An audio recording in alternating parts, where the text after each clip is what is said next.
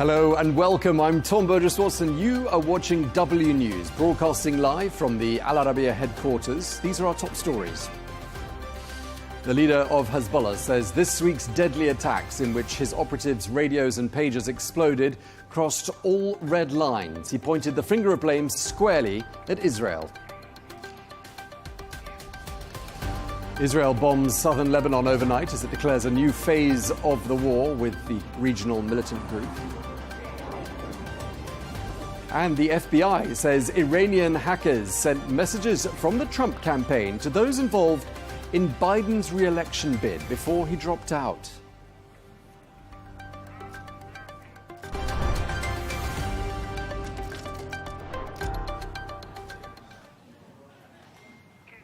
Welcome. Thank you for joining us. First, the leader of Lebanon's Hezbollah gave a televised address earlier on this evening. This was Hassan Nasrallah's first appearance since Tuesday and Wednesday's unprecedented attacks, which targeted pagers and walkie-talkies used by members of his organisation. Well, at least 37 people are known to have been killed and around 3,000 others were injured. Well, Hezbollah blames Israel for those attacks, and in his address, Nasrallah said that Israel had crossed a red line.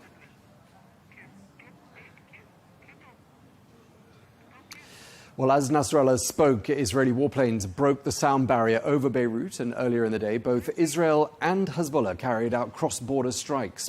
The Israeli Defense Minister Yoav Gallant said today that his country is at the start of a new phase in the war.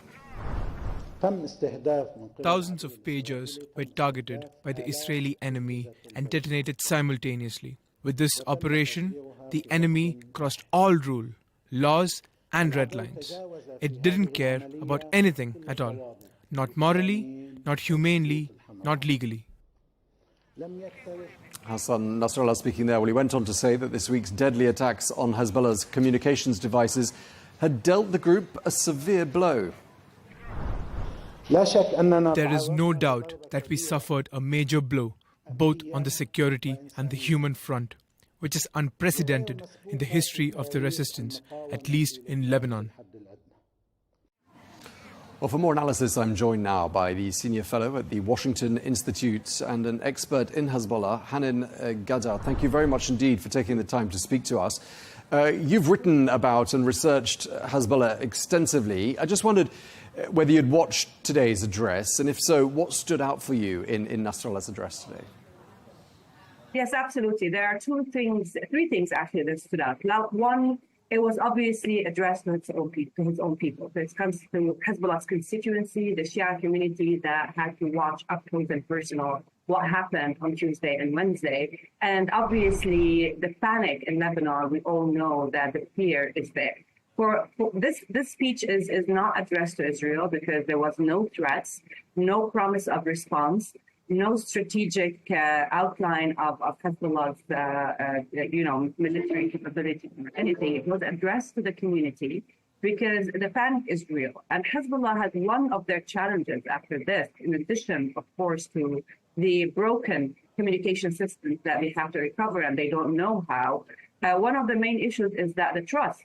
Before Tuesday, before this pagers operations, people felt that they are protected one way or another. The war is localized in the south of Lithuania and some other areas. Hezbollah is targeted, but the people felt more or less safe around Hezbollah. Today, they do not feel safe around Hezbollah because they're simply blowing up in their faces. And two, the trust within Hezbollah itself is broken because of the infiltration of Israeli intelligence into their ranks. So this is a serious issue of trust that they have to rebuild, and this speech was directed at trust. The other thing that stood out in his defeat, he acknowledged that it was a big blow, and he wanted to tell the Lebanese people that yes, it's a big blow. However, there's always a however, because there's no acknowledgement of defeat. There's always a however. And however, there is an achievement that we cannot forget, which is moving the buffer zone or the security zone into northern Israel. And it's like the achievement that he's been talking about since the very beginning of this war, and he said he's not going to give it up. And this is the third thing that stood out, which means that for Israel, for the rest of the world, for the international community who are trying to separate the two issues, which is Gaza and Gaza's ceasefire and Lebanon's front. He's telling them that this is the only achievement. We've sacrificed so much for the moving the buffer zone into Israel, and we're not going to let it go as simple as that. The sacrifices are too high, and we need something in return. That something in return probably is going to be for Iran's regional interest, negotiations over nuclear weapons. We don't know, but he simply doubled down on the North, saying that it's not going to happen, risking, of course, more escalation by Israel and Lebanon. I mean, in the immediate aftermath of the pager attacks on Tuesday, Hezbollah said that Israel would be punished for what it did. So basically what you're saying is that Hezbollah is really not in a position to carry out such a punishment. No, I think what happened is that the communication system is core in any military strategy. And any response that they need to do today requires communications, and their communication is broken, their morale is broken. And we saw, even when Ismail Haniyeh was killed in Tehran, and then Hezbollah was killed, Fuad Shukr, Hezbollah's number 2 in its military system, the response was really short, and they realized that any response they are going to do is going to be preempted by Israel's attacks. They witnessed that before. They still are trying to figure out really how penetrated they are by the Israeli intelligence apparatus, and they need to be secure from this intelligence. They need to counter this intelligence. They need to figure out a way to communicate with each other. They need to recover the trust issue before they fathom the response. And also, any response that is short of really harming Israel is not really a response. It will look more pathetic. They will look weaker. But the problem is that if they start using their actual military assets, we're talking here about the guided missiles, the precision-guided missiles, and the long-range missiles. They haven't used really these. They haven't used their ground forces. They haven't really used the military assets that are there actually to protect Iran. So if they really want to use any of these, it's a huge provocation for Israel. And the appetite for war in Israel is growing. And any provocation would lead Israel to justify any escalation in Lebanon. And that's not something that Hezbollah would want. Nothing has changed in that regard. Hezbollah still prefers to keep its weapons safe and intact for the battle that would target Iran, not Hamas. So nothing has changed in that regard, and they're incapable really now of doing this. Until they recover, they can't respond. Yeah, I mean, the funerals were held today for some of the Hezbollah fighters who've been killed in the last couple of days. And as you're saying, Nasrallah looking extremely weak. Well, thank you very much indeed. We really appreciate you taking the time to speak to us. Really great to have your analysis. Thank you so very much indeed.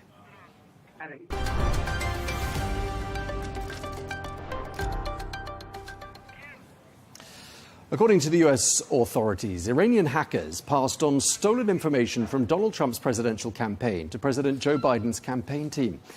They're also accused of passing on this confidential information to journalists as well. This is thought to have happened in June and July, just before Biden dropped out of the presidential race.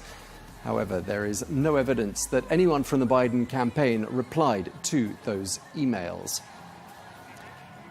Well, for more on this, we can speak to our correspondent, Yaghoub Fazeli. Thank you so much for joining us, Yaghoub. Why would Iran do such a thing? Well, the U.S. agencies, including the FBI and the two other agencies that put out this statement, they believe that it's less about supporting one candidate over the other and more about eroding public trust in the U.S. electoral process, the election system. And at the end of the day, Iran also views the U.S. as its number one enemy. The Iranian leadership refers to the U.S. as Great Satan, the Great Satan. And so any instability, any chaos in the U.S., Tehran would enjoy seeing that. Perhaps the logic here is that they are thinking with more instability at home for America, they would have less time and resources to focus on Iranian activities. Okay, so it sounds as though in Iran, the desired outcome is more of the same and not another Trump term. Do you think that's a fair reading of why they did this? I think the main purpose of such operations, such cyber attacks, is the main purpose, and this is something that the U.S. agencies themselves believe, is to first of all fuel division, and as I said, undermine trust in the U.S. election system. But I think if it's a question of who does Iran favor, do they want Kamala Harris or Donald Trump back in the White House? I think Iran would not want to see Trump back in the White House.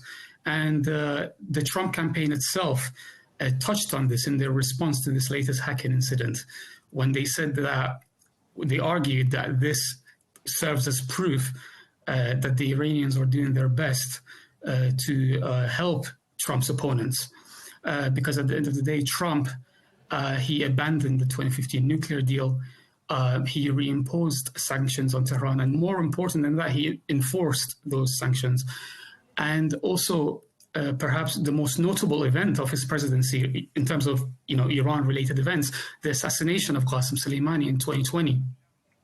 That was a big blow to Iran. So between the Democrats, between Biden and Kamala Harris and Trump, I think the Iranians, there's reason to believe that the Iranians would favor Kamala Harris here. Yeah, certainly the Trump campaign team using this is a sort of a badge of honor, really, saying this shows how tough he is on Iran. Do you have any indication as to how all of this surfaced, these allegations about the communications being passed on from one team to the other?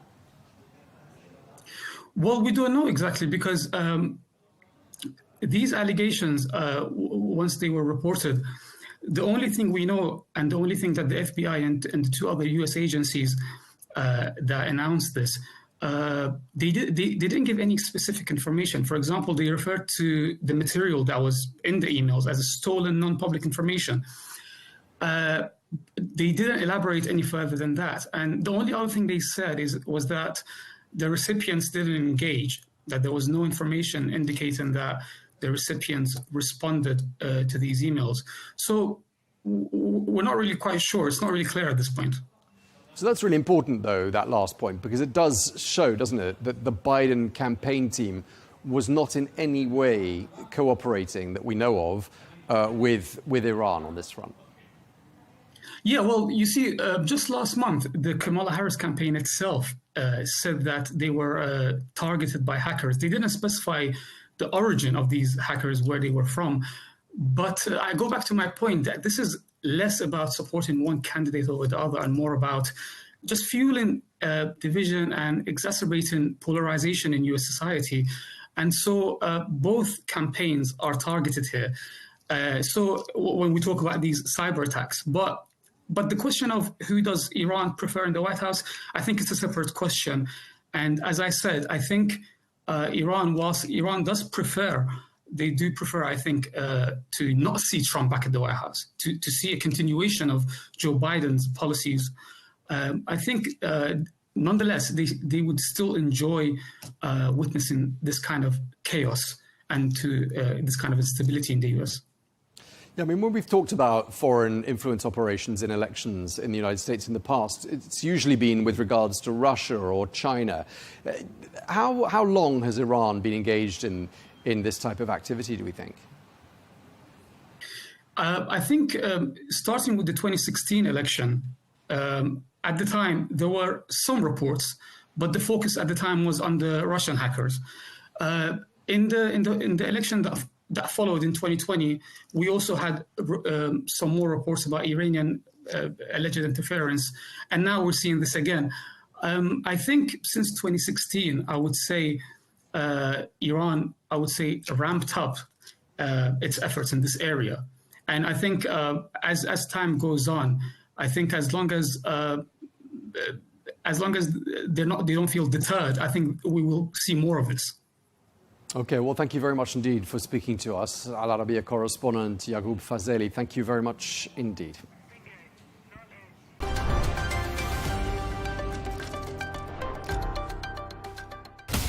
From the White House to Gaza, Kiev to Beijing, elections, economics and the environment compete with conflicts and other complex issues for our attention. In an age of fake news, deepfake and artificial intelligence, they've got to have a vote and a say.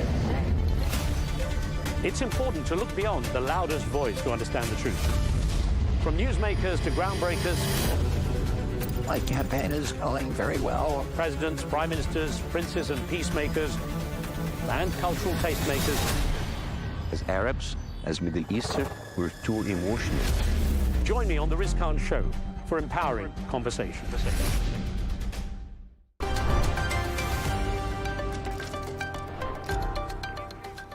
Let's get a brief check of some other stories we're following through here on Al Arabiya. In response to this week's walkie-talkie and pager attacks in Lebanon, the German flag carrier Lufthansa says it is suspending flights to Beirut once again. The airline says the suspension would continue until late October, but that they'll reassess the situation in the days ahead. Well, passengers who are affected can rebook or they can ask for a refund. Passengers travelling on flights from Beirut are banned from bringing walkie-talkies and pagers. The ban will remain in place until further notice. Well, meanwhile, the Lebanese army says it is destroying pagers and suspicious telecom devices in controlled explosions in various parts of the country. And the Japanese brand of walkie-talkie linked to Wednesday's explosions in Lebanon says it did not manufacture these particular exploding handsets. A spokesperson for the company, which is called ICOM, says they stopped making this type of device a decade ago and that most of those on the market are counterfeits. Let's get some more analysis so we can cross to Lebanon now and speak to the deputy editor of the political desk at L'Orient Le Jour, Salah Hijazi. Salah, thank you for joining us once again here on Al Arabiya. Hassan Nasrallah, the leader of Hezbollah, gave a speech tonight. I'm assuming a lot of people there in Lebanon stopped what they were doing and they listened to what he said. What grabbed the headlines there from that address, do you think?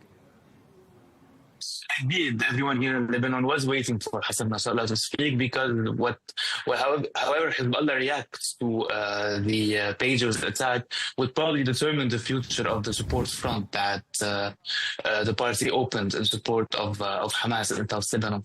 What was particularly interesting in that speech was how classical it was. It was really a very usual speech without any kind of surprises or big announcements, despite the fact that Hassan Nasrallah described the attacks of Tuesday and Wednesday as huge and severe blows to the party. However, he claimed that Israel was not able to achieve its objectives despite the strength of that attack, saying that Israel was not able to weaken the party internally, destroy its internal structure, or force it to suspend the support front in order to allow for the return of tens of thousands of Israelis to the north of Israel. So clearly Lebanon is still very much on edge. We've had these two waves of exploding devices there. There were pagers on Tuesday, walkie-talkies on a Wednesday. Is there a sense of nervousness that there could be more booby-trap devices in circulation there? Indeed, we've seen people throwing their phones away. We've seen people panicking about solar panels, about smartwatches, and all kinds of devices. The army, as we said, is currently trying to destroy suspicious devices. During the speech of Hassan Nasrallah, the Israeli military performed a sonic boom on a very low altitude over Beirut, and it did create a huge shock among the people here. Yeah, it created a lot of noise, and I'm assuming there was a message in that as well, wasn't there? Exactly. Yeah, it's basically Israel telling everyone Hassan Nasrallah cannot keep you safe. Okay, and I just wanted to ask you what's been happening on the border today, on both sides. It seems like Hezbollah is claiming many attacks, a bit more than usual. Israel, on the other hand, performed a very big amount and very strong attacks right before Hassan Nasrallah's speech, which again seemed like a message to the party and to the people of the South. And just lastly... But so far we're still... Go ahead. Go ahead. So far we're still within the rules of engagement. Of course, if you put aside the pagers attack. The rules of engagement that were implicitly agreed upon on October 7th. Okay, and I was just going to say, and lastly, is there a sense of relief there in Lebanon that today has passed without any new twists in this plot, and there haven't been any further cases of exploding devices there today? I think we still have to wait and see how people will react, especially after Hassan Nasrallah's speech, where he did mention that the party will punish Israel for the sabotage operation. However, he seemed to say that it's going to be a secret operation, and he did not say when. He said it could take weeks, months, years. So it seems like we are headed towards some kind of repetition of the scenario of the last big attack by Israel, which was the assassination of the party's military leader, Fuad Shukr. Okay, well, thank you so much. Hezbollah. Okay, we're going to leave it there. Thank you very much indeed. Deputy Editor of the Political Desk at Le Jour, Saleh Hejazi. Thank you very much indeed. Thank you very much. Happy.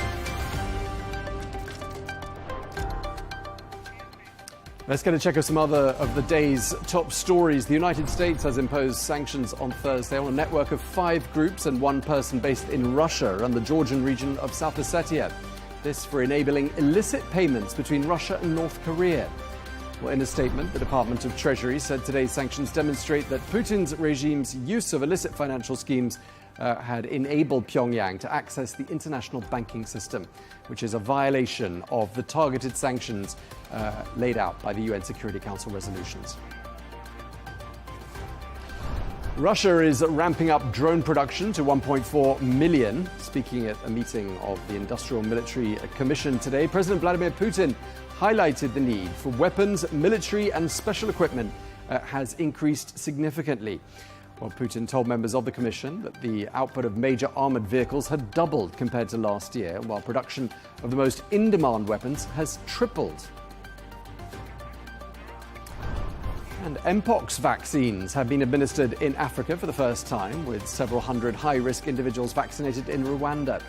The African Union's Disease Control Centre, the CDC, said that the first 300 vaccinations were administered on Tuesday near the border with the Democratic Republic of Congo. The US Central Bank has lowered interest rates for the first time since the beginning of the pandemic. Their aggressive half-point cut comes amidst concerns over a slowing job market. Well, the Federal Reserve's decision should bring relief to households and businesses that are straining under elevated rates, and it's likely to influence borrowing costs around the world. Kate Fisher filed this report from Washington. As more Americans look for work, the country's central bank has taken decisive action to keep the job market from slowing any further, while also trying to keep inflation in check.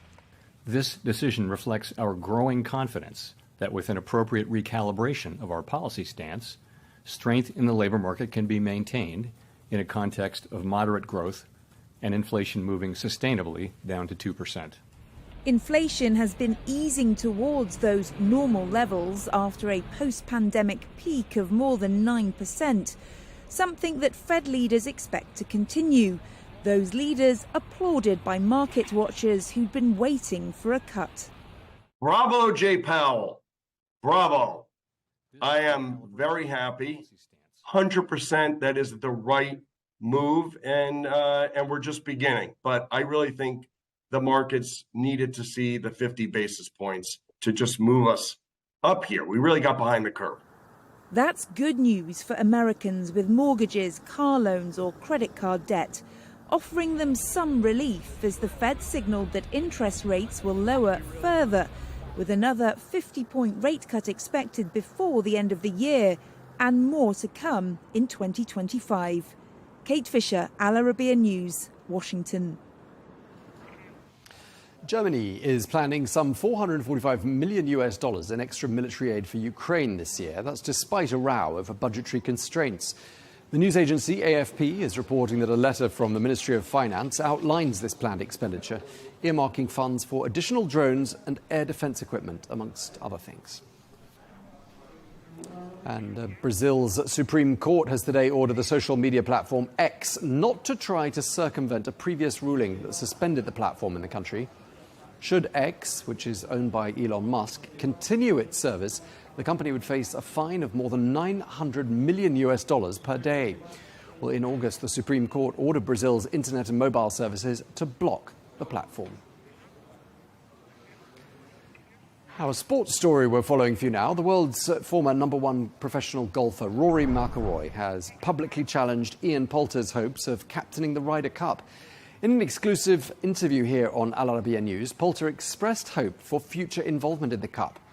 Here's what he told my colleague Rosanna Lockwood. Look, it goes without saying that if you cut me in half, in there's like a stick of rock that says Ryder Cup. I've been part of so many Ryder Cups. It's been a huge part of my golfing life. It's some of the most proudest moments of my career. The opportunity to be able to be captain, because as it stands today, that's not going to happen. But look, I would love that opportunity. I would love to lead a team out. That was Ian Poulter speaking to this channel, but McIlroy has responded, casting doubt on that scenario, saying it's because they no longer have a connection with Europe's emerging stars after defecting to Live Golf.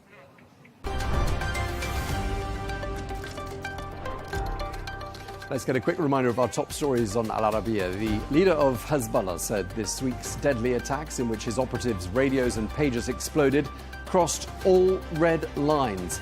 He pointed the finger of blame squarely at Israel.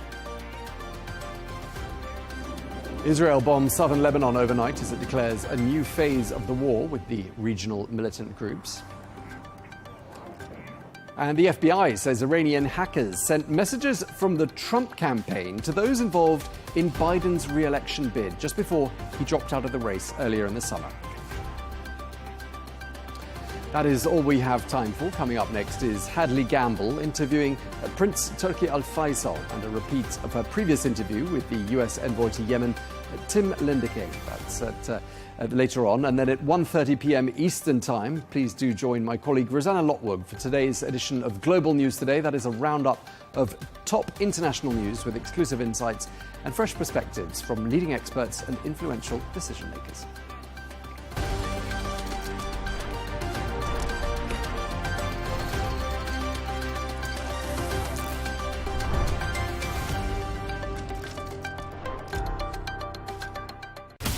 From the White House to Gaza, Kiev to Beijing, elections, economics and the environment compete with conflicts and other complex issues for our attention.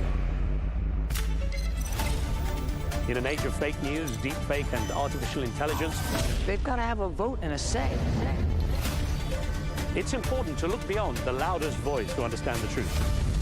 From newsmakers to groundbreakers, My campaign is going very well. presidents, prime ministers, princes and peacemakers, and cultural tastemakers. As Arabs, as Middle Eastern, we're too emotional. Join me on The Riz Khan Show for empowering conversation.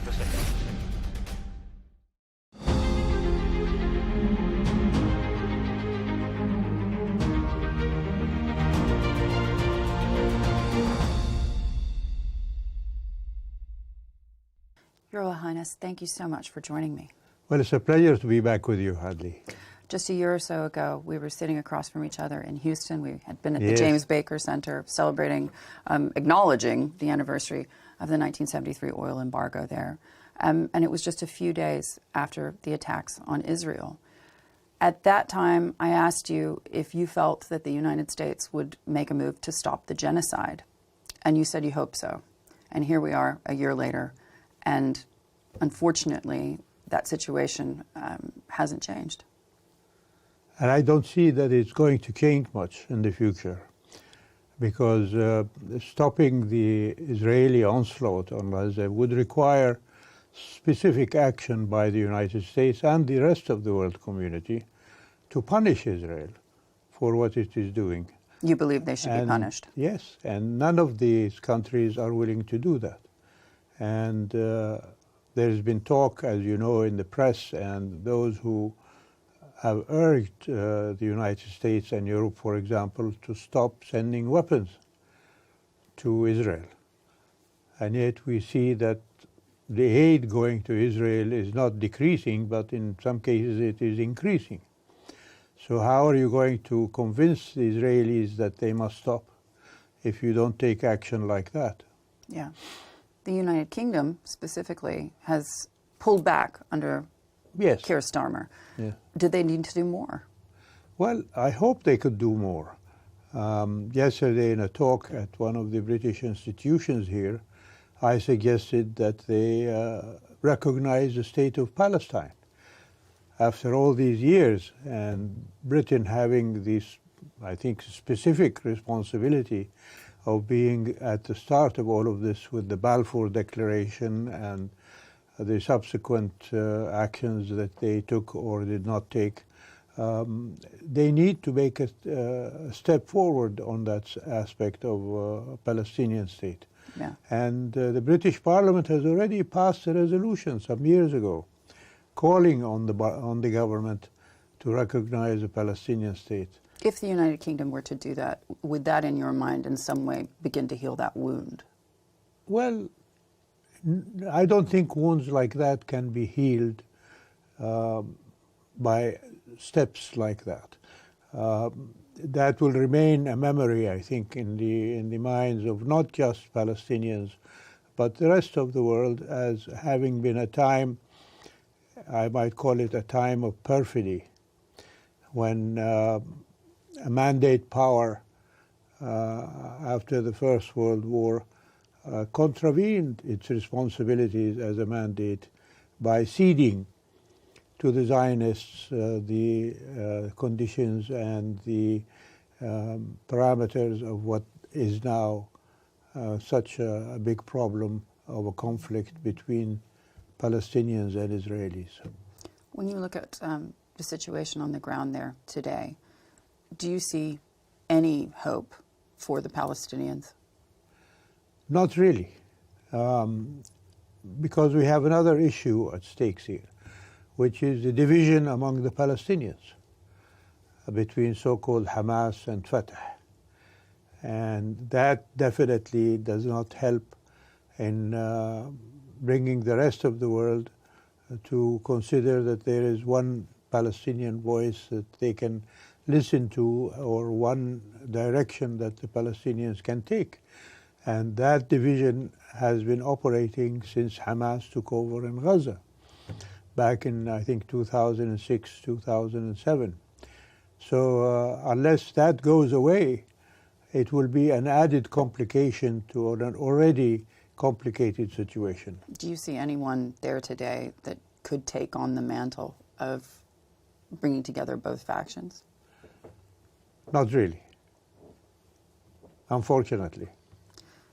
Prime Minister Benjamin Netanyahu continues to push the world to support his cause and continues not to listen to those who would have firm conversations with him. And I'm talking about the readouts we see from the meetings between Antony Blinken, the U.S. Secretary of State, and his counterparts in Israel. In your mind, is the U.S. Doing enough to force his hand? As I mentioned in my answer to your first question, the U.S. has to do more.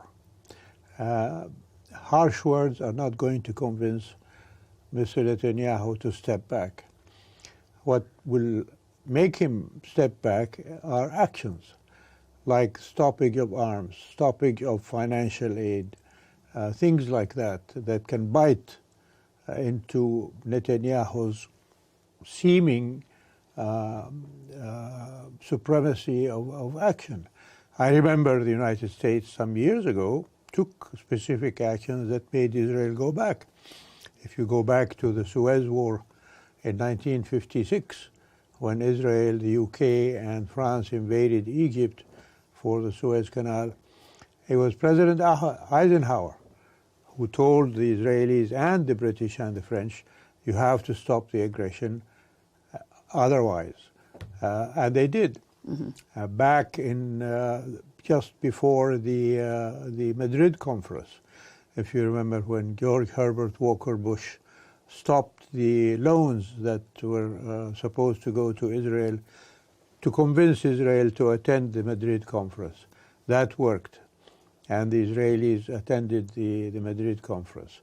Since then, there has been no similar action by the United States to make Israel come forward. Yeah. So this is what is needed. What kind of leverage, in your mind, does the United States have that they're not using? That is a big question. The administration, but also the congressional composition. We've seen how Israel's support in Congress supersedes the mandate of the President of the United States. When Congress invites a Prime Minister like Mr. Netanyahu, who is at odds with the President on what to do next, and yet the Congress stands in support of the foreigner, that shows you how much influence Israel has in the United States and how little the administration can do to meet that influence. You've been blessed to have a front row seat for many events over the last decades, and one of them, of course, is the growing strength of AIPAC, of the Israeli lobby in the United States and globally. Did you ever think they would be this strong? I've always thought they were strong, but I always thought also that American administrations can meet that strength, and I gave you examples. Not only Eisenhower and Bush, but I remember when Saudi Arabia was seeking to acquire certain weapons from the U.S., and the Israeli lobby stood against those efforts.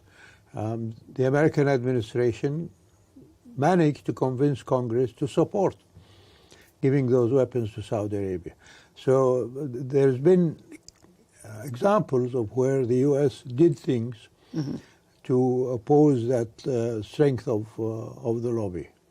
Do you think that this administration will manage to convince Mr. Netanyahu to pull back?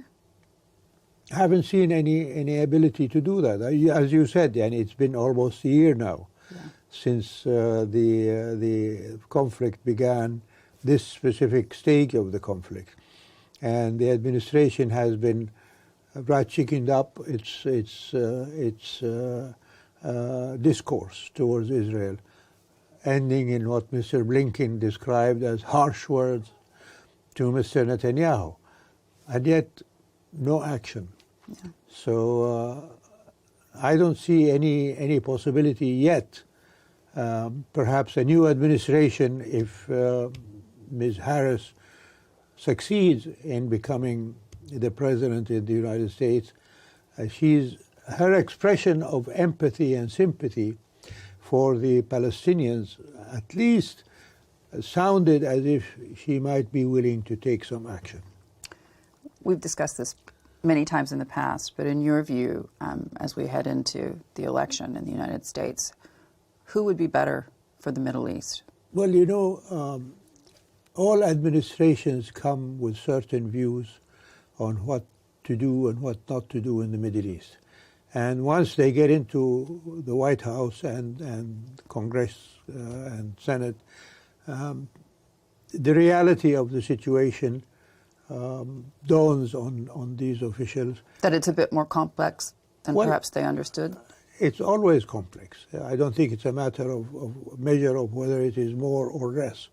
But going forward into 2024 and 2025, I think they will see that whatever they say during the campaign will have to be either altered or somehow tweaked to meet the realities on the ground. And the reality on the ground at the moment is that we're in a hell of a stage, and we need to do action and not simply words. Yeah. What do you say to those who would criticize Saudi Arabia, the UAE, and other Gulf countries for not doing enough to help the Palestinians?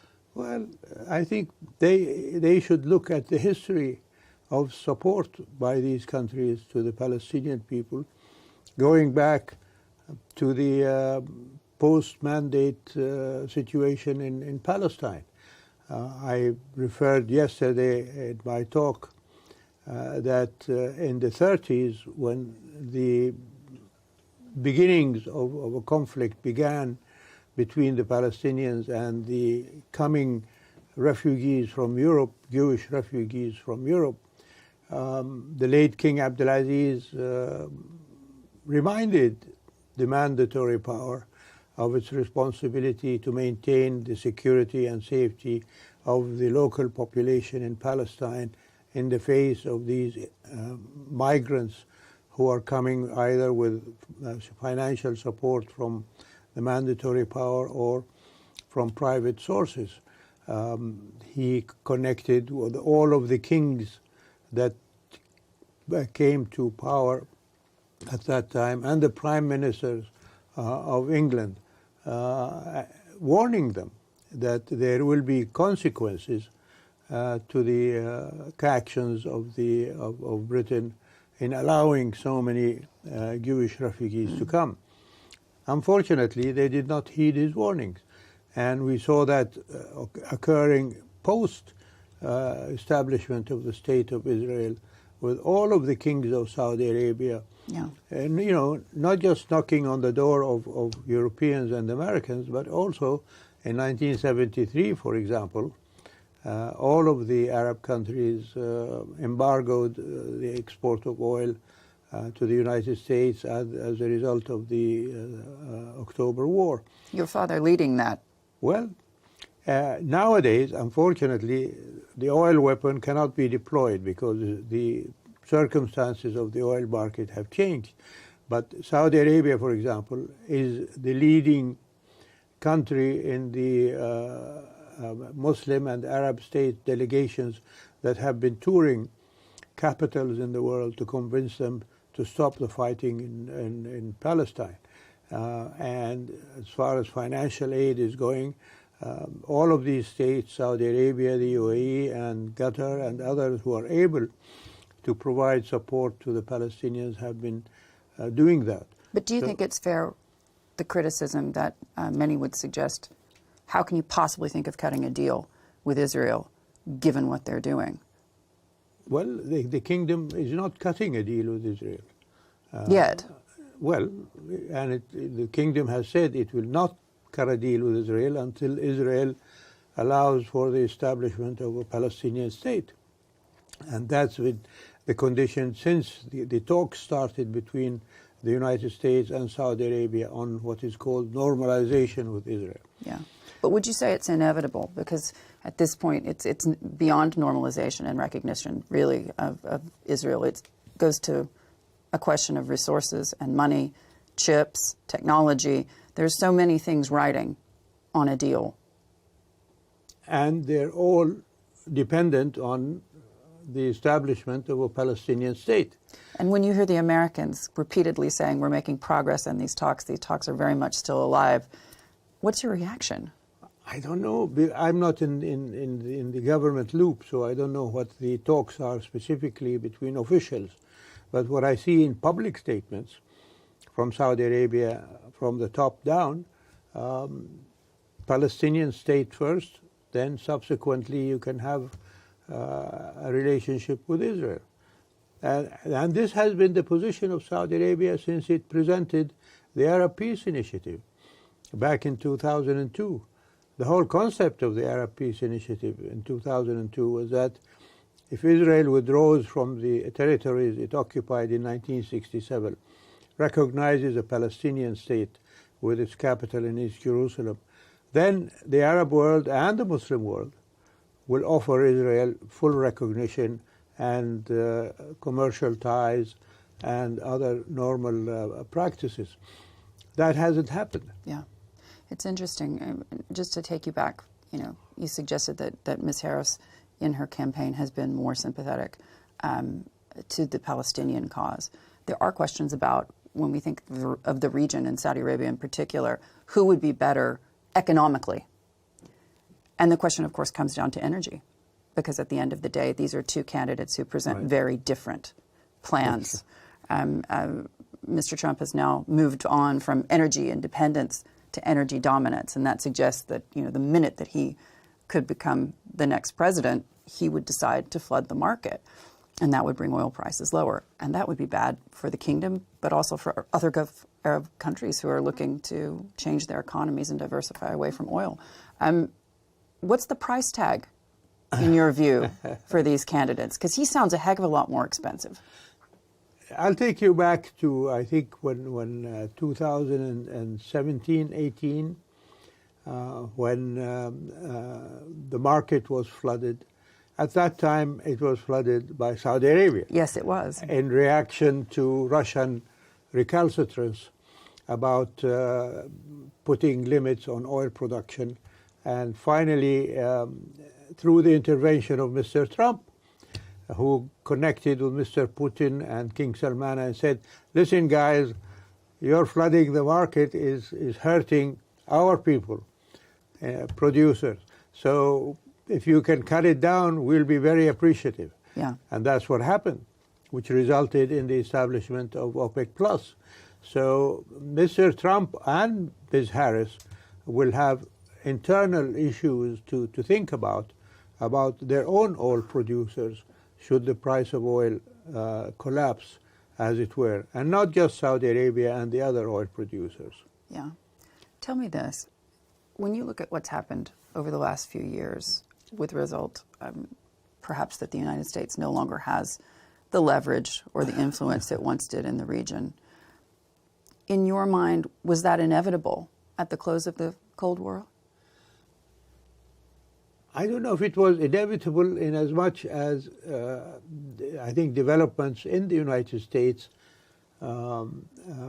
after the collapse of the Soviet Union led to situations like Afghanistan, where America deployed troops for many years, and Iraq, for example, when America initiated an invasion without any support, not just from the Arab world, but also on the world community, no United Nations license, as it were, to go on a military campaign in Iraq. Those had consequences in the United States in making the American people less willing to sacrifice the lives of their children in these faraway places without seeming benefit to the average American citizen. They've had economic problems, they've had social problems, they've had cultural problems, which were being exacerbated by the U.S. spending so much money on these foreign excursions. So that, of course, led to people in America calling for a pushback on its intervention. And Mr. Trump and subsequently Mr. Biden as well engaged in that requirement by the American people. But also that started basically, if you remember, during Mr. Obama's time. When he decided that he was going to have the pivot to Asia. Yes, and well, the situation that occurred in the in the Middle East would not allow him to pivot to Asia.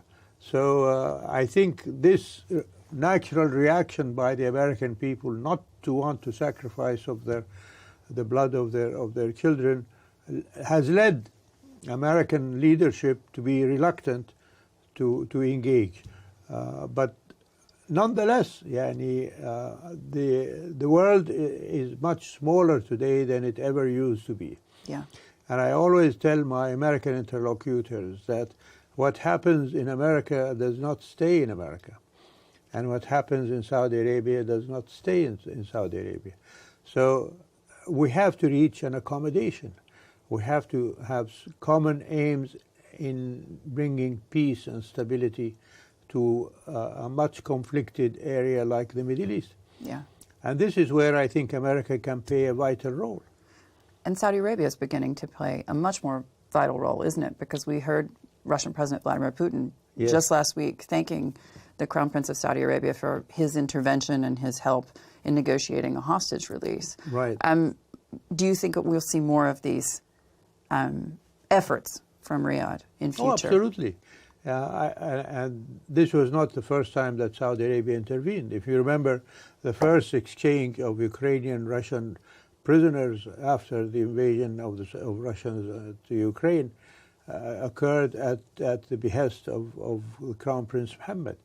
And that will continue, not just on issues of exchange of prisoners, but also on whatever efforts are put in place to bring stability and security to the world. What efforts, or in your mind, what lessons from the Cold War could be applied to the situations we see today, whether it be Russia's invasion of Ukraine, the invasion of Gaza, and certainly U.S. influence or the lack thereof in the rest of the world? Well, I think the basic lesson I can draw from all of this is that don't give up on engagement. Don't withdraw. Don't close off yourself, thinking that you're not going to be affected by events in other places, as we've seen, whether it is in Latin America, what's happening in Venezuela, what's happening in other places in Latin America, whether it is in Africa, who now with the presence of these terrorist groups in Africa drawing in not just American but other players in order to put a stop to that. What's happening in Asia, the potential for conflict between China and Taiwan. All of these things require that the world come closer rather than only thinking of themselves. And that is a lesson I think that we all should learn. Yeah. It was interesting. I spoke just a few days ago to the U.S. envoy for Yemen, Tim Linderking. Yes. And he made it clear to me that the United States is asking its partners who are deeply affected by the attacks in the Red Sea, by the Houthi attacks on shipping, the regional partners, to speak up and use their voices in support of U.S. efforts, but also in support of their own economic benefit, which is that the Houthis stop attacking shipping lanes. And he's saying that's not happening. Why is that? The regional powers, and particularly Saudi Arabia, at the urging of the United States and other countries in the world, sought a peaceful resolution to the civil war in Yemen, in which the Houthis played a role and the legitimate government that Saudi Arabia supported playing the other role. So the Saudi Arabia engaged in these talks and managed to convince the Houthis, with the help of the United Nations and Mr. Lenderking, for the Houthis to agree to a ceasefire between the government and the Houthis. And the conflict in Gaza erupted while this ceasefire was in place. The Houthis, unfortunately, saw an advantage for themselves to try to interfere in the Gaza conflict while maintaining the ceasefire in Yemen.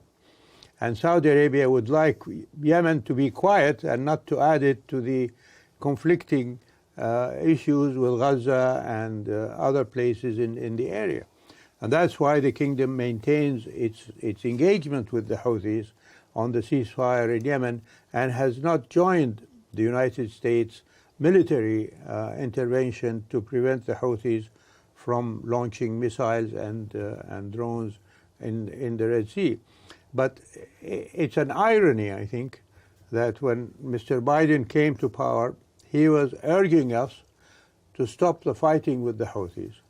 And now he sees that the United States has to engage in a military conflict with the Houthis. Not only that, but essentially making Saudi Arabia a pariah state. Well, that too.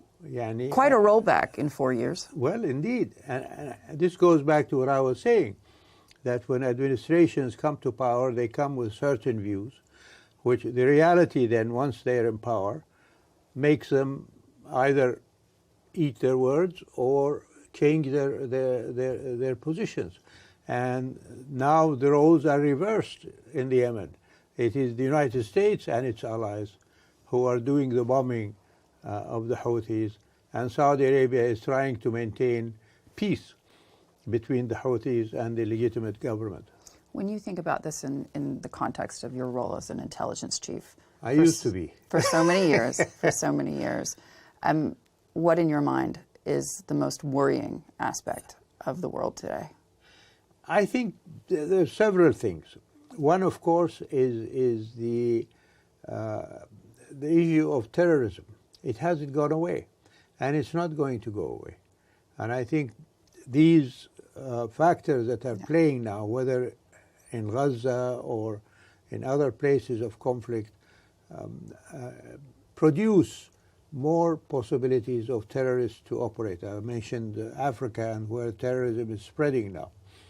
That's one aspect. Of course, we're all concerned, for example, about the climate issue. The world is getting hotter, and how much hotter it will get in the next few years, I don't know. But definitely there needs to be more concerted action to meet that challenge.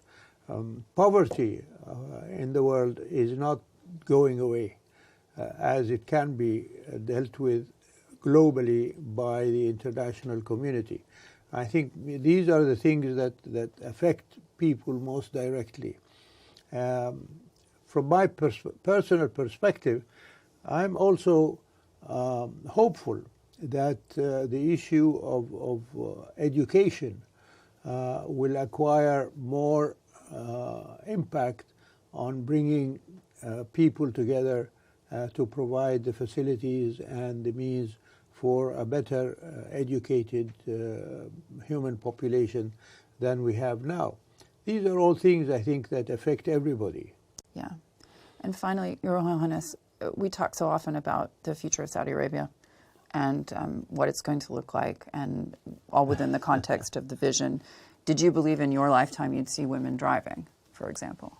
Well, I believed I did, because I was one of the people who called for allowing women to drive long before others recognized that there was that need. But that's not the only thing that is worrying or concerning me, not just about Saudi Arabia, but about the rest of the world, which is the issue of the breakdown of the family unit.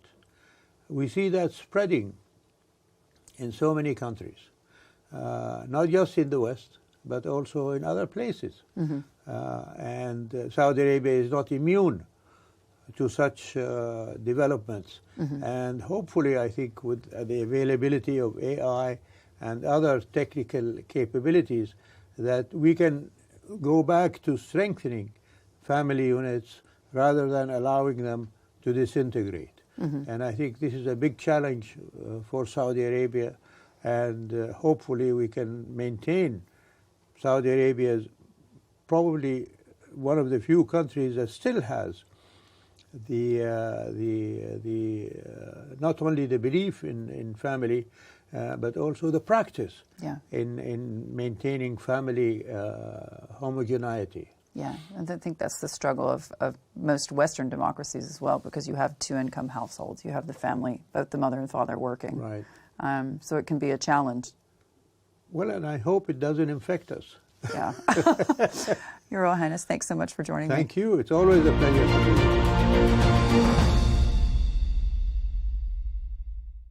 Tim Lenderking, it's great to have you joining us. Walk me through the situation that's currently taking place. How close are we to an ecological disaster? Thanks so much, Hadley. I think you're referring to the fires that are burning on board a tanker that has 1 million barrels of oil on it. We've been through this before last year with a Safar tanker. It was a successful international operation to avert a major oil spill. We're talking about a spill that's 4 times the Exxon Valdez in Alaska, several decades ago. This would decimate Yemen's fishing industry, interfere further with freedom of navigation, sensitive coastal ecosystems destroyed. It's a disaster, and it's easily preventable. It should never have happened in the first place. Obviously, it comes in the context of the Houthis attacking ships in the Red Sea to make a statement about Gaza. For most of us, that statement falls totally flat. They're not doing anything to help Gaza or Palestinians by attacking random ships in such a reckless and indiscriminate manner.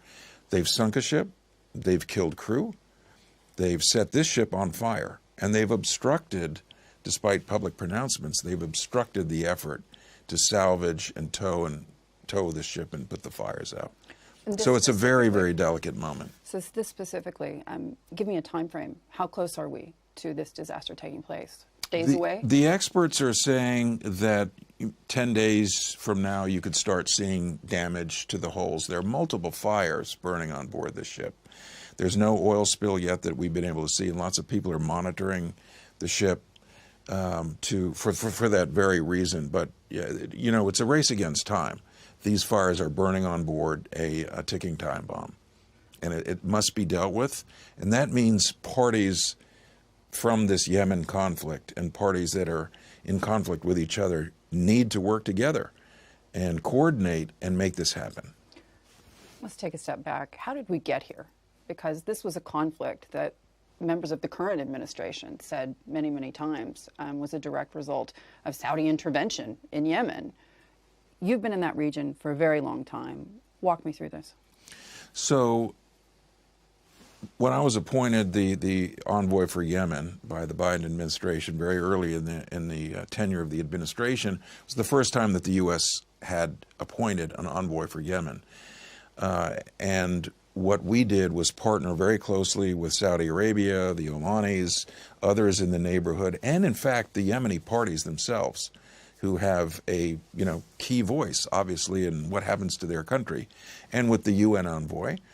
And with these combined efforts, we're able to establish a truce in what had been an 8-year civil war with 400 projectiles coming across the border from Yemen into Saudi Arabia every year. And I remember seeing them in the street in Riyadh. You remember, right? And there were, you could hear and feel debris coming down.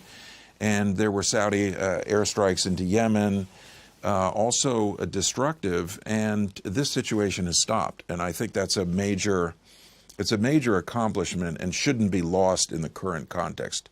There is a truce in Yemen. It has held since April 2022. And there was a very strong effort to create a roadmap for a peace process. And that was achieved through a lot of work between the Saudis and the Houthis and the Yemen government, working together essentially to reach agreement on a roadmap. That roadmap is there. It's out there. But it's on pause because Gaza happened on October 7th. Very shortly thereafter, you have the Houthis and other groups tied to Iran trying to assert themselves, and the Houthis in particular, I think, violating international norms by attacking commercial ships, civilian ships, at first saying that they were attacking ships that were going in and out of Israel. Not the case. These are indiscriminate, random, reckless attacks on any ship that is moving in the Red Sea in their own bid to establish their supremacy as rulers of the Red Sea. It's not going to happen. The international community is not going to support that. It's not going to allow that. So that's unfortunately the context that sets us to your first question about the tanker, why it's on fire. It's something, as I said, that is so preventable and should be dealt with very quickly and urgently. The means are there. The resources are there. Let's get them out, put those fires out, tow the ship. And you're using independent contractors in order to put this fire out, correct? That's right. That's right. We're in touch with them, but this is a. And that's because it's too dangerous for U.S. ships to be in that. Well, I think the way that this is evolving is that you have a very close relationship on the seas with European and EU-led, European Union-led maritime mission, Auspides, and they're partnering very closely, doing a great job, I think, of providing security escorts for the salvage team that would go out there. It's a shame that security escorts are needed. Think of all the resources, and that's because there's a Houthi threat. The Houthis could attack the salvage crew. They've said they won't. They've said publicly that they won't interfere. They must adhere to what they themselves have promised for this to be successful. What is the plan to stop these attacks? Well, more broadly, I think what the Houthis have said is that there must be a ceasefire in Gaza. We all want a ceasefire in Gaza. Nothing really on the world stage right now, certainly in the Middle East, is more important than a ceasefire in Gaza, an end to the killing, and a hostage release. And that's something that the United States is working very closely, as you know, with key allies to do that. The Houthis aren't doing anything to contribute to an end to the Gaza conflict. It's just an excuse. They are, pushing their own agenda. It's become political theater, essentially, but with very grave consequences. Lives are being lost on the Red Sea. As I said, this catastrophe would be hugely damaging to what is a pristine waterway and a vital international waterway. But how long, in your mind, is this going to take to put an end to these attacks? Because it requires military intervention, and the United States, as usual, is paying the bulk of this. Well, I mean, I think everybody's paying the bulk of it. If you look at the impact on Chinese shipping and the Chinese economy, it's greater than it is on the U.S. economy because so many ships are having to divert and avoid the area. Right, but it's our weapons, right, that are being used to take these guys out. Well, we're essentially not taking anybody out. What we've done is focus very specifically on Houthi military capability, right? What capabilities are they using, drones and missiles, to attack Red Sea ships? We're hitting those. Yeah. We're hitting those, but, you know, it hasn't stopped the Houthis.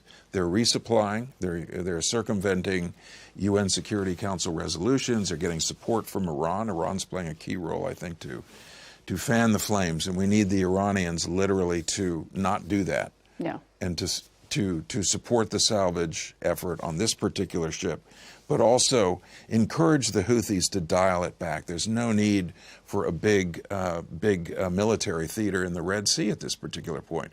Let's devote the resources to ending the Gaza conflict. And I'm sure that when that happens, it will give an opportunity for other crises in the Middle East to de-escalate, and we're going to have to seize that moment. Oh, you're a diplomat. What is our leverage right now with Iran to convince them not to support the Houthis in these attacks?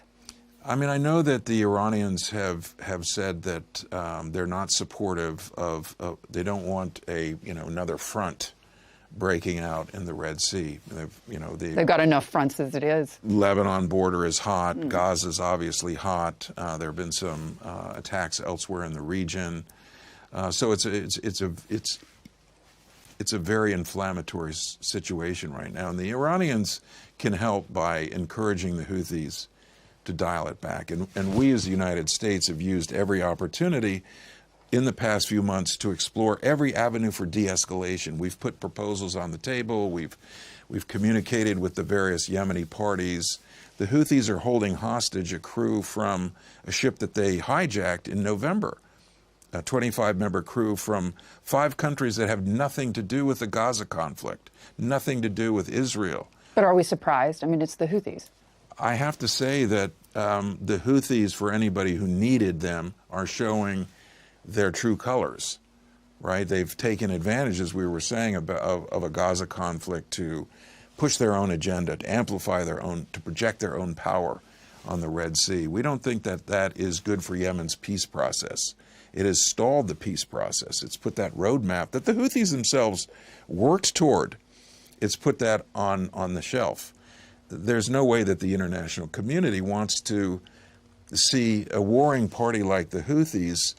But they're supplied by Iran, right? Manner. They are supplied by Iran. That's correct. And we don't have any leverage to convince the Iranians to stop doing that at this point. Well, I'm not sure. I think there are ways of getting messages to the Iranians, and we do that on a number of different crises that are happening. So there's a moment, I think, where Iran, which welcomed the truce in Yemen in April 2022, and which has conveyed some concern about an ecological disaster in the Red Sea.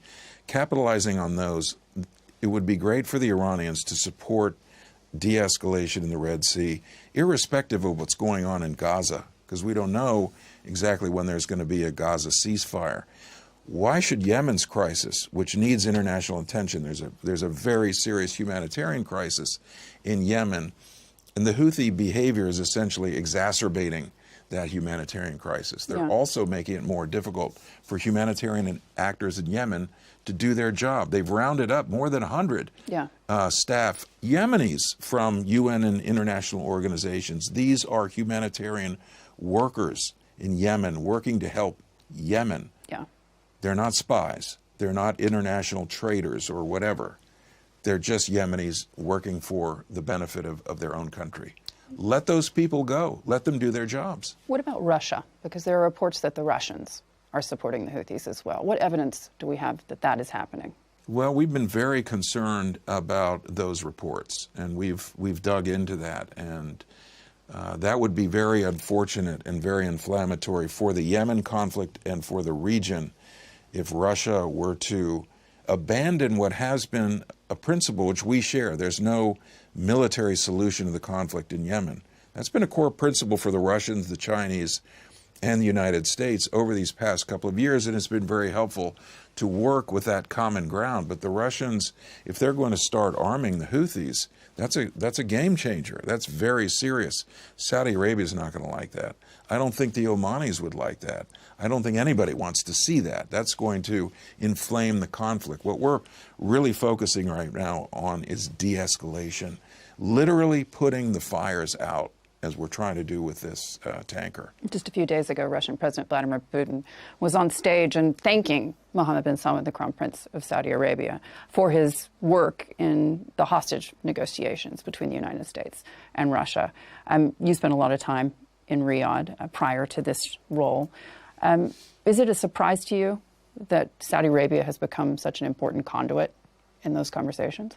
It's not. I think Saudi Arabia is, just plays a key role in the Middle East region, and it's reforming its own approach to development, diversifying, pushing, developing other industries, its own infrastructure, propelling women into the forefront of diplomacy and Saudi society in a way that, when I was there some years ago, was not happening, or happening very slowly. And I think, important actors, including the great powers, also recognize the important role that Saudi Arabia plays. And they're integral to to ending the Yemen crisis.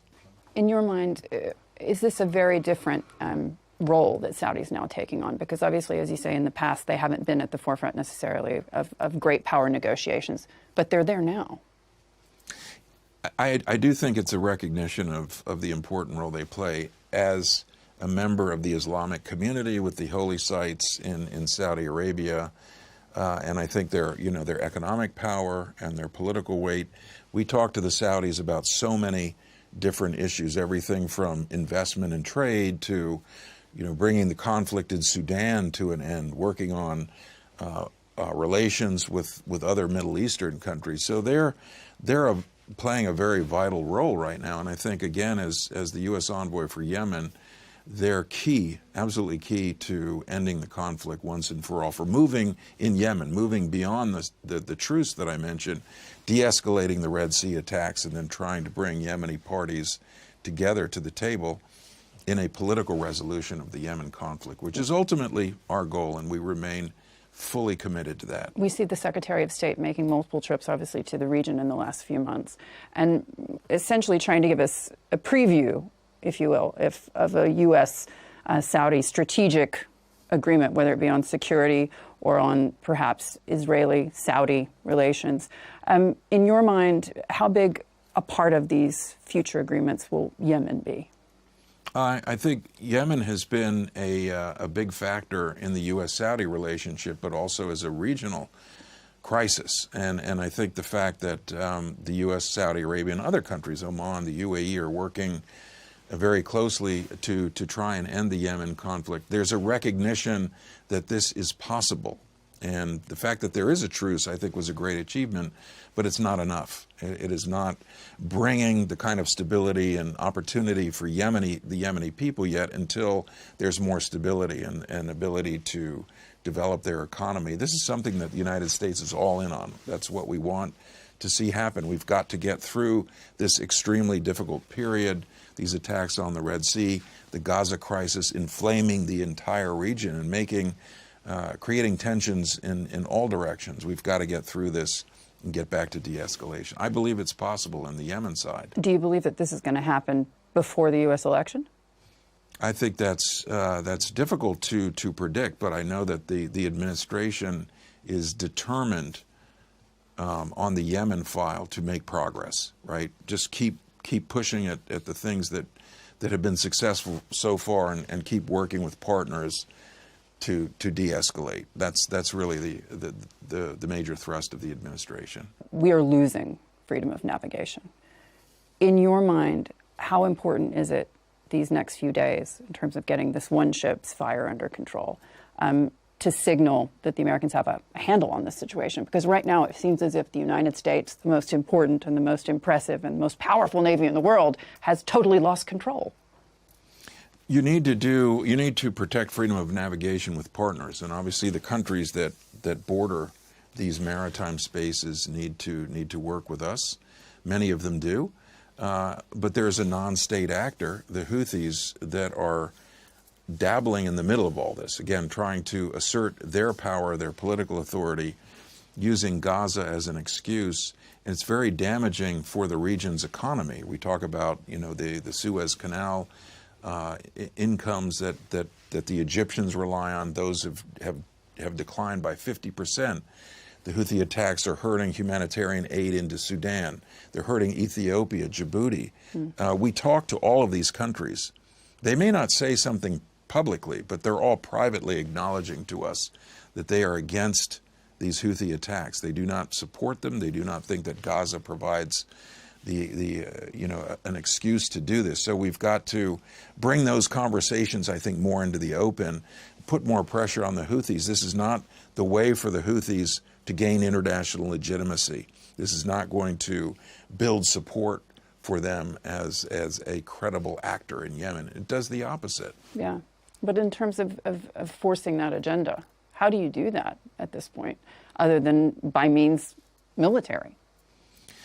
I think you have to look at the different ways that we can put pressure on the Houthis and try and achieve results. Again, Gaza seems to be very important to all this, but again, I think we have to look at ways that we can compartmentalize, if you will, Yemen and see what we can do in the Yemen context. And there it's working very closely with our partners, with regional allies.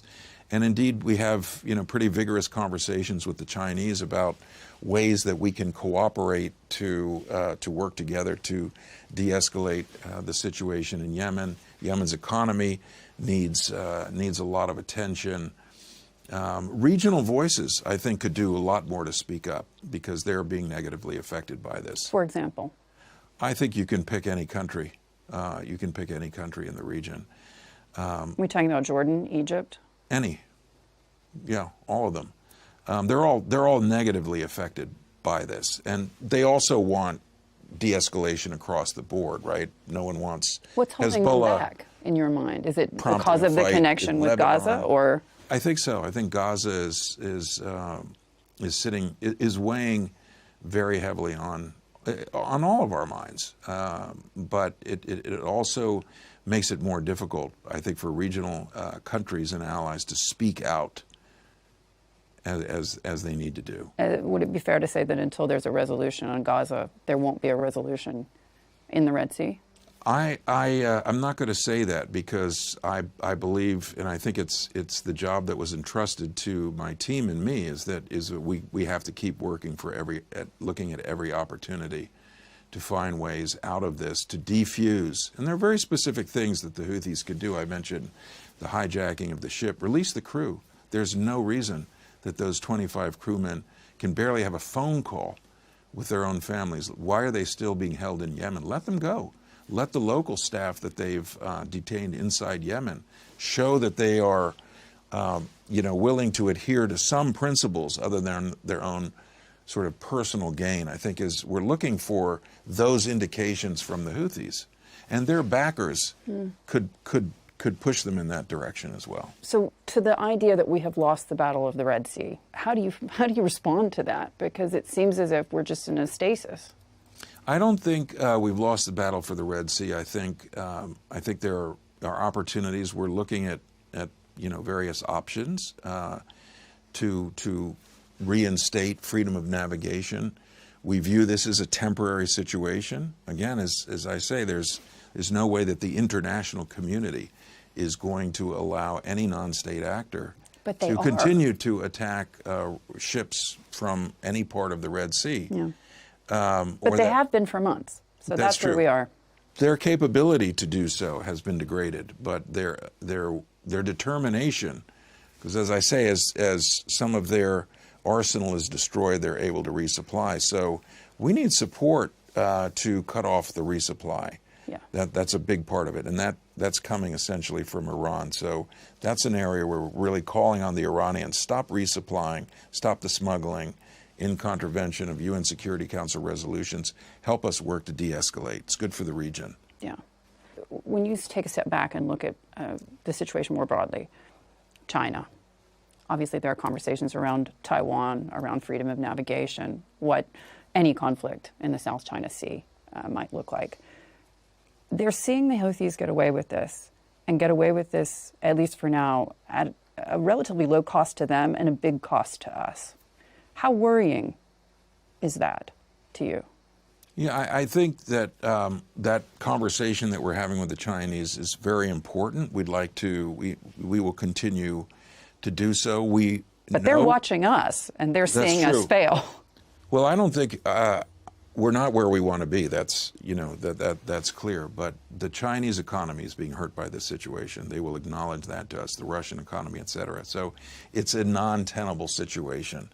And there are multiple ways to dial up the pressure. The question is, who's going to do that? And who's going to do that with us or on their own? We need to look at ways. And you can't. And will we do that before a U.S. election? You can't divorce this from a regional context, which is very, very hot and very provocative. Yeah. So while I say we're making every effort to compartmentalize and focus on Yemen, I do acknowledge that the Gaza situation is creating problems, more problems for everybody in the region. That needs to be settled. In your mind, is this something perhaps not done by the U.S. election, but perhaps done by the end of the year? And I ask timelines simply because we keep being told by the Secretary of State that a big agreement is coming with Saudi Arabia. And I'm just putting two and two together. Everybody's working on that agreement, and everybody's working on the Red Sea as well. I'm hopeful that we'll see good progress in the coming months. Tim, walk me through how receptive the Yemeni government has been to this work, because essentially you're dealing with for what is for them a terrorist group. That's right. They do regard the Houthis as a terrorist group. And in fact, we have placed the Houthis this year on one of the terrorist lists that we have at our disposal. About time. Some say long overdue. But the Yemen government is the legitimate government that's recognized by the international community, by the United Nations. And there is an 8-person presidential leadership council that leads that government. They need support. They need international support. The Houthis have essentially strangled the Yemen economy, so it's almost impossible for Yemen to produce oil, which it has, produce natural gas, which it has at this particular time. So they're very dependent on outside support at this moment. That's not because they don't have resources. It's because the Houthis have strangled the economy, and that's unfortunate. So we meet with the Yemen government leadership. We, the Europeans, the international community, they will be at the UN General Assembly. We'll have meetings with them there. We'll be talking about what we can do as an international community to strengthen them. For that day, we all want to see when there is a political dialogue, Yemenis talking together about the future of their country. How important in your mind is it that these conversations are wrapped up in a positive way by January? Because there could be a new administration, and they may not necessarily take the same line. Yeah, I'm pushing certainly as hard as I can from our side, and I have the backing of the administration. I mean, is that something you use as leverage in these conversations? The region, moves at its own rhythm, right? So we can't entirely control that, but I would really like to see not only this tanker, of course, dealt with as quickly as possible, like next week, but then move from there into greater de-escalation in the Red Sea and building up the Yemeni party so that they can actually start a political negotiation on the future of the country. Tim, it's great to have you. Thanks so much for joining us. Thank you very much, Hadley.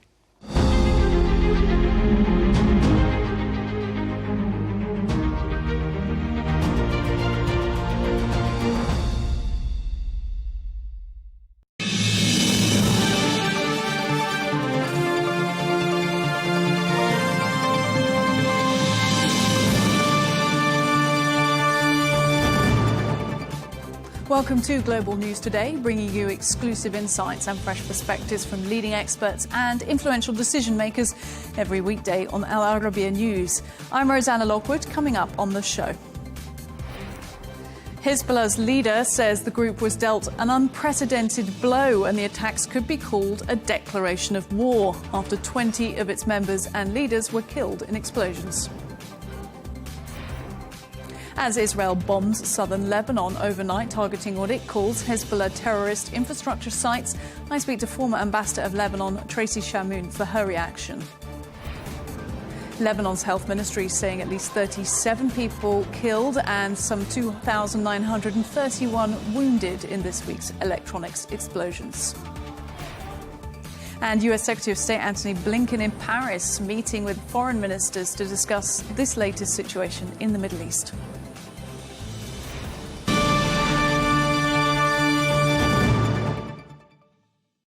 Escalation concerns indeed mounting in the Middle East, and a news conference earlier today, Hezbollah leader Hassan Nasrallah saying the group was dealt an unprecedented blow and the attacks could be called a declaration of war. The comments coming after Lebanon's health minister said the number of fatalities from both days of electronic explosions had reached at least 37, with more than 3,500 wounded. Overnight, the Israeli military targeting 6 so-called Hezbollah terrorist infrastructure sites and a weapons storage facility in southern Lebanon, hitting regions including Jehin, Taib, Blida and others. Well, for more on this, I'm joined now by Beirut-based journalist Hannah McCarthy. Hannah, thank you for making time. And let's start with the statement that was made earlier by Hassan Nasrallah. Was it pretty much in line with what was expected? I think it is broadly in line with what we would have expected Nasrallah to say. I guess the last few speeches he made have maybe been a little bit underwhelming in terms of the response he was suggesting Hezbollah was going to make. But in this speech, he said, what has happened over the last few days obviously requires us to take a stand. So quite a strong statement from Hassan Nasrallah that there will be some sort of retaliation for the attacks across Lebanon that we saw this week. He also recognised the severity of the attack. He said we've received a hard and severe blow. And he also said that there's an investigation underway, and I'm sure Hezbollah will be looking carefully about how this could have happened, how their equipment could have been so compromised, and where was the weak link along the way. Now, of course, no specificity about what that retribution could look like or that response. You wouldn't expect one. But in terms of what people are saying in Beirut, what is feared? I think people are very much in a kind of wait-and-see mode. I was just in Dahieh about half an hour ago watching the beginning of the speech there. I think people were fairly calm watching the speech. I don't think there was a huge sense of anticipation that something dramatic is immediately going to happen. The cafes were full of pretty busy with people watching the speech, but I don't think there's a sense that there's going to be an immediate retaliation. I think there's a sense that it's going to take a bit of time for Hezbollah to regroup after this kind of attack. And in terms of what the last 2 days have been like in Beirut, obviously a hardened city, used to dealing with a lot, but this series of coordinated explosions, I mean, it took the world by surprise and shock. It's grabbed headlines absolutely everywhere. What's it been like in Lebanon as people have digested what's happened? I mean, it's been pretty frenetic over the past couple of days. I think around any hospital in Beirut, it's been chaos. Ambulances coming in and out, families waiting outside, waiting for news of their loved ones. But then again, as is almost the norm in Beirut, in other sections of the city, life is going on. Maybe the streets were a bit quieter, but in general, on one hand, life is going on, but on the other hand, for the hospital, certainly this was a massive event, and I think they're going to continue to be dealing with the outcome of these attacks, where people have been left with serious eye injuries, serious hand injuries for I'd say some weeks to come. Hannah McCarthy, thank you very much for joining us. Well, what does this mean for wider relations in the Middle East? To answer that, I'm joined now by the former ambassador of Lebanon to the Kingdom of Jordan, who resigned following the Beirut port explosion, Tracy Shamoun. Thank you very much for making time for us. And almost sorry to ask this question, but it's the natural place to start. What are your concerns for Lebanon at the moment? Well, right now, as we speak, I've just been following the news, and there's intense fighting in the south. Several raids, Israeli raids on many villages. And Hezbollah has fortified their positions down there. And I believe this morning there were quite a few Israeli soldiers that were killed. So I think that we're going to see now the next phase of the war, which is going to be very harsh for the south and for the population in the south. How prepared is Lebanon in your mind for that? Not at all. I mean, you know, we've been really trying to put off this situation as much as possible diplomatically and even militarily. But it seems that it's become inevitable. We're not prepared at all. We're a country that's undergone a huge economic crisis. We don't have the facilities. Our hospitals, you know, over the past few days have been inundated with victims. And so we have a great shortage of supplies, medical supplies. We're really not equipped to deal with a full-on war. But I think the war is going to be limited to the south. That's not good either. We have a huge population that's been displaced, as well as the Israelis. We have about 60,000 people displaced in Lebanon. So it's not looking good. Look, Lebanon is a resilient country. Well, it's trying to be anyway. As you mentioned there, economic crisis, the Beirut port explosion, still in many people's memories, a state of almost perpetual conflict, certainly along the southern border. How much does that take the people, and how far can that take the government, the resilience? Well, you know, at this point, we don't have much choice in the matter, and we just have to make the best of a bad situation. Our government has got its hands tied somewhat because, you know, we've also not been able to elect a president for 2 years. So it's a caretaker government. It's not even a fully fledged government to deal with this crisis situation. The whole thing is just, you know, inept right now and not up to the level where we can handle a huge war. You, talking presidency, you previously tried a bid for presidency on a platform critical of Hezbollah. Talk to us about the existence of the group in Lebanon currently from your perspective. Well, you know, we've always had this problem of a armed group that's, you know, semi-rogue and works within and without the establishment. And the idea was to regulate this and bring Hezbollah's arms into the a chain of military command.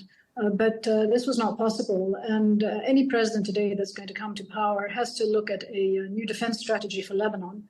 And we have to see what the fallout is of this war that we're going to engage in now. In terms of the immediate fallout, retribution has, of course, been vowed by Hezbollah for the events of this week, the coordinated pager and walkie-talkie explosions. What might that retribution or response look like? Well, I think whereas before there was restraint, and I think that they were targeting military bases and sites and equipment, spy equipment, etc. I think that this time there's not going to be any restraints in terms of targeting you know, soldiers and obviously the collateral damage that will come with that. So whereas before, you know, they were trying to follow some kind of rules of engagement, I think that's going to change dramatically. And now it's becoming a fight for survival. So I think all the outcomes are possible. Talk to me about your first impressions when you heard the news of the pager explosions on Tuesday, when you saw the pictures, when it became clear what was happening across Lebanon. What was your reaction? Well, actually, I was there. I was traveling on the road in the southern suburbs that leads to the airport. I was actually coming back to the mountains, and you have to cross there. And so suddenly I was stuck in terrible traffic, and we could hear that there was chaos and commotion all around. And we were on a small overpass, and we looked down and we saw people lying on the ground and people scurrying and rushing and you know, cars beginning to honk their horns to get people to move out of the way so that they could carry the victims.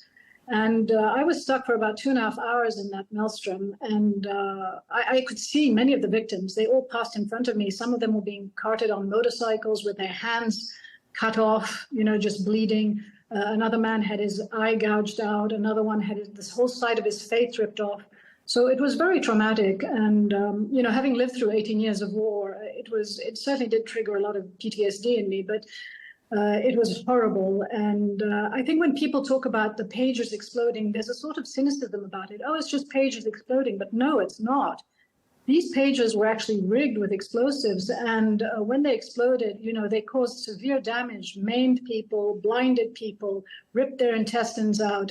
It was real carnage. This is not something that is just, a small incident of pagers exploding and walkie-talkie exploding. It's really vicious and very damaging, and the people that were injured are going to be maimed for life. And I think that for Hezbollah, this was a huge blow, because in their tradition and in their religion, martyrdom is somewhat sacred and a source of pride to die for the country. Yeah, absolutely. And as we're speaking now, Tracy, Hassan Nasrallah is making that statement. So we will, of course, respond to any of the lines that we get out of that as and when we hear them, and throughout our show. Look, right. That aside, I want to first offer my condolences for the trauma that you experienced, as you mentioned there, on Tuesday.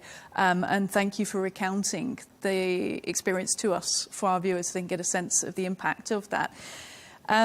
And along with that, of course, it was in civilian areas. Children, 2 children were killed in Tuesday's attacks. Children were injured as well. People are saying not just Hezbollah members, normal, members of the public who are not associated with the group obviously got injured. There are a lot more broader dangers that could happen from that type of coordinated attack. There's analysis now that this will be constituted as a war crime, this type of attack. Do you think that could happen? Do you think that will be charged as a war crime? Well, I think it's more of a terrorist act than a war crime, to be honest. It's a violation of Lebanese sovereignty, and it's an act of terror on our soil. It happens to target the Shia community, which today are labeled as Hezbollah. Not all of them are Hezbollah, but it's also targeting Lebanese. So, it's a terrorist act as far as I'm concerned, and it's a premeditated, deliberate terrorist act. If you think that, what's coming out now in the news is that these units, these communication units were rigged with explosives and designed to detonate and then sold to Hezbollah. Well, that's a whole different ballgame, and it's a hell of a diabolical plan and a very cruel and evil one. And required months and months of planning, some are saying. And required months of premeditated, organization, yes. Absolutely. Some saying 5 months ago this would have had to be a disruption to the supply chain. So sort of sitting on this for a while before acting. Look, you had a role as an ambassador of Lebanon to the Kingdom of Jordan. So let's lean a bit more now on your diplomacy side of things and that expertise you can lend to us. Jordan's foreign minister, in fact, on Wednesday, saying that Israel is pushing the whole Middle East to the brink of regional conflict. This was their words, by maintaining a dangerous escalation on several fronts. You know the country well and the ministers there. What did you make of that statement? This is absolutely correct. When you see what's happening also in the West Bank, that puts Jordan in a lot of danger and raises a lot of red flags as far as they're concerned. Israel has really been the one who's provoking. I know people say Hezbollah has been firing, rockets into the north. Well, Hezbollah has taken a position that they are a support front for what's happening in Gaza. And they have outlined the solution very clearly. They've said from the start to any diplomat that's visited Lebanon, when there is a ceasefire in Gaza and a complete cessation of hostilities, there will be a ceasefire on the northern front. It's contingent on a ceasefire in Gaza. Now, there are people who do not want a ceasefire in Gaza, primarily the Israeli prime minister, for personal reasons. And I'm not saying anything new. His people even say this, that to stay in power, he needs to feed the war machine. And on the other hand, you've got Hamas, who has no interest as well in having a ceasefire because the Palestinian issue has suddenly become a global issue. And if there's a ceasefire, then there's going to be reckoning. Hamas's objective is to drag everybody into a larger war to be vindicated and to have their cause defended, even though in an indirect way and even though by causing chaos, in the whole region. So you have two players that really don't want a ceasefire. And that's why we've not been able to stop the fighting in Lebanon. If there was a ceasefire, if Biden's plan had been, practiced and abided by, then we could have ended the hostilities on the northern border. It's as simple as that. In terms of the US and their role in this, do you feel they've been trying?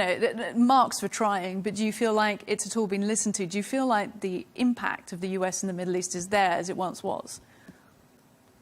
Well, I think you have a will to stop the fighting, but not the ability to impose it. I think the US is in a difficult position because, they're one of the biggest arms suppliers to Israel, and it's very hard to stop selling weapons.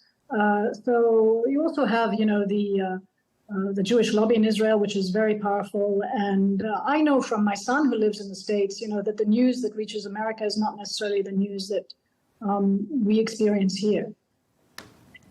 In terms of diplomatic channels that could still be used with Israel, do you feel like there are members of the government there that are open to diplomacy? I think everybody's been open to diplomacy. The only people who've not been open to diplomacy are the Israelis. They've been trying. The Americans, Amos Hochstein, the special presidential envoy, has been shuttling backwards and forwards with trying to come up with solutions for the South, knowing full well that it's tied into the front in Gaza. And he hasn't really been able to. Now, there is this UN Resolution 1701, which dates back to 2005, 2006, during the previous Israeli war that we had with Hezbollah, which basically stipulates the disarmament of all militias on the border and also stops and bans Israel from doing flyovers. Now, Israel's been in violation of that resolution for decades. When Israel bombs Syria, it flies over Lebanon to bomb Syria. Today, Israel flew over Lebanon twice and broke the sound barrier, and the windows in my house nearly shattered.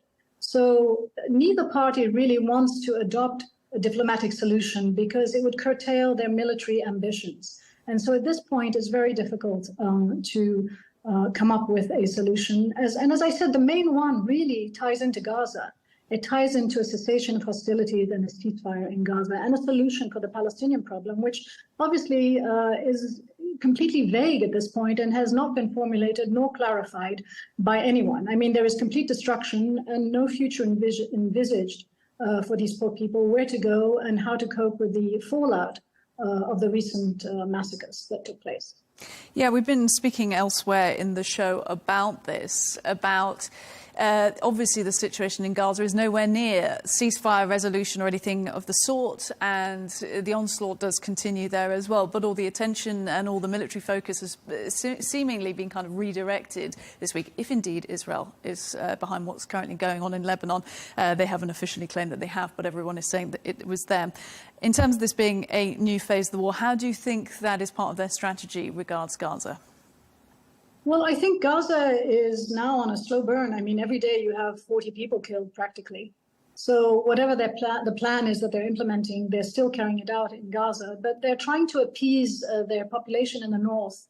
It's time to go back to school and people want to return to their homes, and the prime minister and his cabinet is under a lot of pressure to return the population to their northern habitat. Unfortunately, they don't realize that an escalation in war is not going to facilitate that. It's just going to take longer. And also they're talking about this buffer zone, this 10-kilometer buffer zone in Lebanon. Now, why should it be in Lebanon? Why should we lose 10 kilometers of our territory, for the sake of the Israelis going back to their homes? It's also a threat to the long-term exploitation of our oil and gas. If Israel occupies that territory, then it jeopardizes that. So there are many considerations as to why that buffer zone is not a good idea for the Lebanese. But the Israelis seem to feel that if they can get a 10-kilometer buffer zone, that they can protect their citizens and have them return to the north. But this is not feasible.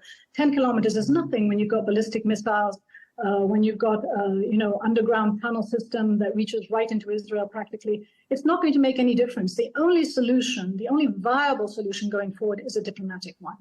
And they have to realize this, and they will probably realize this, but there will be a lot of casualties and a lot of deaths in the meantime, unfortunately. A few more dimensions to that buffer zone than I think a lot of people are aware of.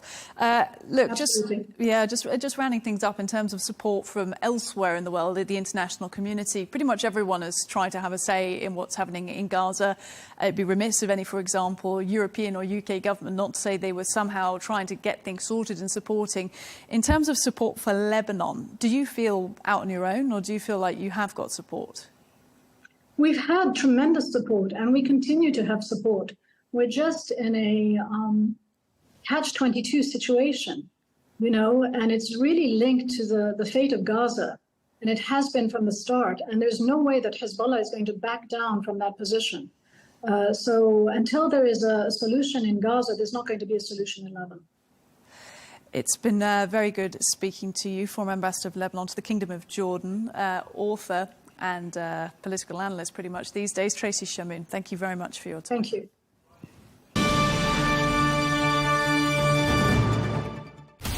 From the White House to Gaza, Kiev to Beijing, elections, economics and the environment compete with conflicts and other complex issues for our attention. In an age of fake news, deepfake and artificial intelligence, they've got to have a vote and a say. It's important to look beyond the loudest voice to understand the truth. From newsmakers to groundbreakers, my campaign is going very well. Presidents, prime ministers, princes and peacemakers, and cultural tastemakers. As Arabs, as Middle Eastern, we're too emotional. Join me on the Rizkan Show for empowering conversation.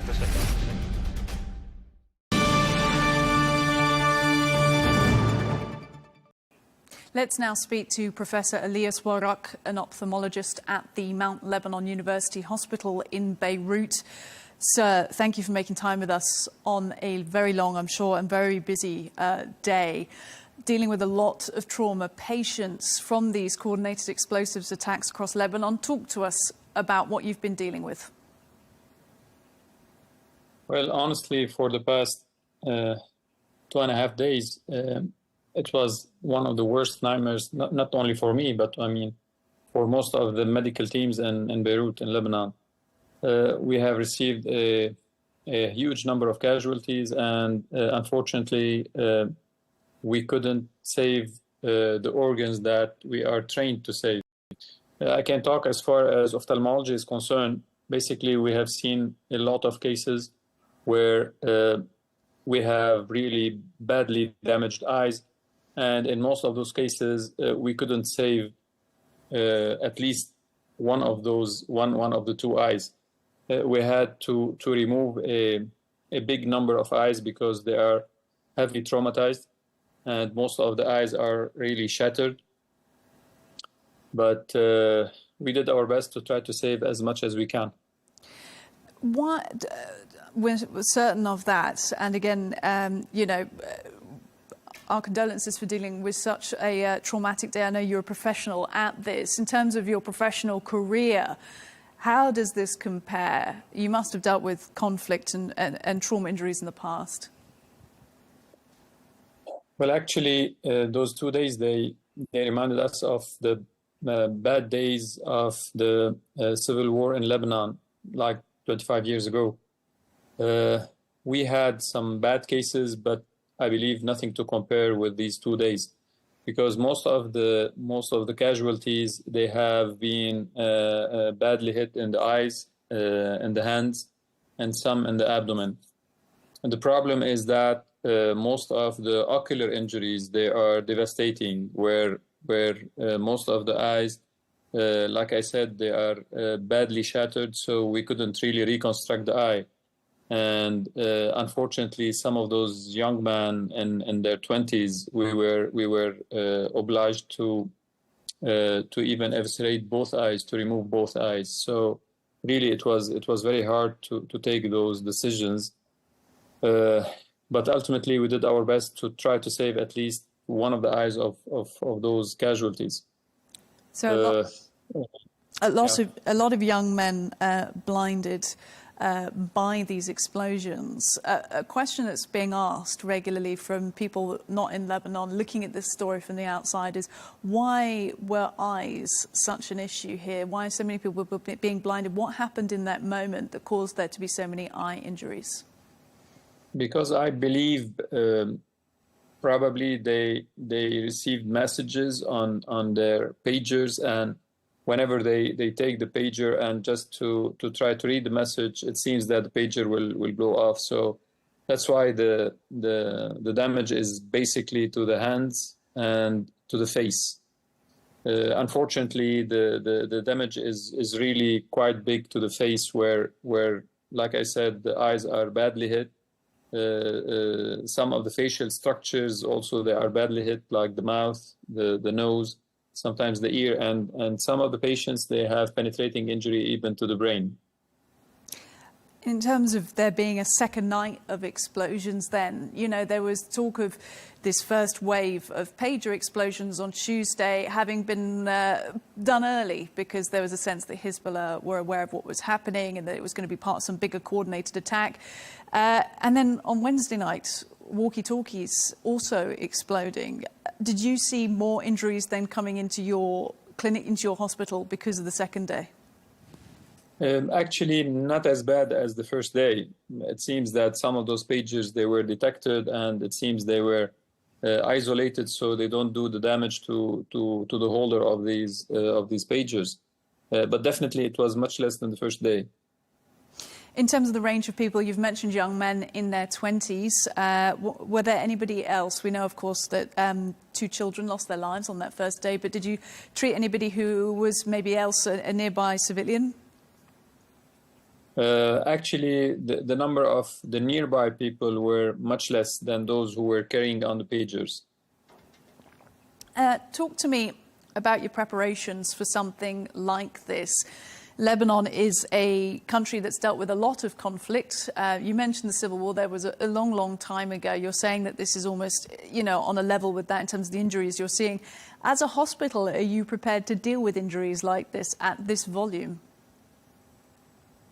Well, actually, the healthcare system in Lebanon is, like I said, it's quite resilient because we've been through so many wars, we've been through so many crises. Last but not least, the explosion of the port of Beirut. Basically, and this really what has helped in order to really manage this big number of casualties. I'm sure that all of these patients, they were taken care into the operating rooms. So no one was left out, I mean, in the emergency room or at the regular floor. We've been working for the past 3 days, almost 24 hours a day. So all the surgical teams, all the medical teams, all the paramedical teams, they are kind of fused to those kind of casualties. But, you know, like I said, the main difference here is that 90% of those casualties, they have really repetitively the same areas that are damaged, mostly the eyes, the face, the hands. In terms of any further attacks that might happen, you know, nobody wants to see that happening, but as a hospital, you have to think about it, you have to prepare for that. How prepared do you feel? Well, as you know, I mean, the outline that have been done and have been implemented over the past couple of months in all the hospitals in Lebanon in general and Beirut in specific, they're dealing with all kind of scenarios that can happen. We hope we will not need to go through those scenarios, but basically all the scenarios of war, they have been elucidated, they have been dealt with, they have been really explained to all the staff that is present in all hospitals, specifically in the university hospitals. How are you and your, I mean, the preparedness aside, the equipment, the training, and all of that is so important. But in terms of how you cope with something like this, you're talking about highly traumatic injuries. You're all very much trained to do this. But of course, there's plenty of evidence now that people do get traumatized. There is a side effects of this from the medical professionals. How do you and your staff cope? Excuse me, I lost you for the last sentence. Of course, Professor, I was just asking in terms of preparedness of medical equipment and training aside, how do you and your staff cope with dealing with such traumatic injuries? Well, basically, other than the psychological effect on the casualties and, you know, the traumatic or the trauma to the families and to all the relatives of the casualties, we have special teams that they deal specifically with this kind of scenarios. So they really explain to the parents, they know how to explain to the relatives, and especially when you have cases of casualties that they end up losing their lives, unfortunately, or in cases of casualties where they lost major organs. like I said, like if they lose their hands, if they lose their legs, or they lose their eyes. So definitely they have been trained how to talk to the parents. They are trained how to talk to the relatives of the patients. And this is what has been going on, I mean, for quite a while. Talk to us about what the last 2 days have been like for you in terms of how you've been managing the workload. Have you slept at all? Well, honestly, for the first day, when we had the biggest number of casualties, we went to bed probably somewhere around 5 in the morning. The second day, we had, personally, I slept like in 2 a.m. And now I'm just getting out of the operating room when Mike just called me. Yep, that's our producer, Mike, you're referencing there, because we were very keen to speak to you here on Al-Arabiya News to find out exactly how you've been dealing with all of this and you know, your thoughts about it all. And I do want to ask you, just as a Lebanese person here, somebody living, working, residing in Lebanon, what are your concerns going forward, hospital aside, but just for the country? Well, honestly, for the past 5 years, I mean, we've been under so much pressure because we have so many repetitive crises, starting with the COVID, then moving into the financial crisis, then the explosion of the port of Beirut, and now the war since it started in Gaza, and it has expanded to some areas of the region. And last but not least, the things that we're dealing with over the past couple of days. So definitely those repetitive crises, it's not easy to deal with. We're trying to be resilient as much as we can. And the good thing about the healthcare system of Lebanon is that most of our doctors who had to leave for some financial issues, most of them, they are working as part-timers in Lebanon. So they leave for a couple of weeks and then they come back to their hospitals in Beirut or in other areas in Lebanon. So till now, I mean, we are able to deal, let's say, with these recurrent crises. Hopefully, it will come to an end soon enough, and I hope that this ugly war will not really expand to become a regional war, because definitely, in that scenario, things will be much worse. We thank you very much for sharing those words with us, sharing your experience with us. We'll let you get back to your important work at hand. Professor Elias Warrock, ophthalmologist at Mount Lebanon University Hospital in Beirut. Thank you very much for having me. From the White House to Gaza, Kiev to Beijing, elections, economics and the environment compete with conflicts and other complex issues for our attention. In an age of fake news, deepfake and artificial intelligence, they've got to have a vote and a say.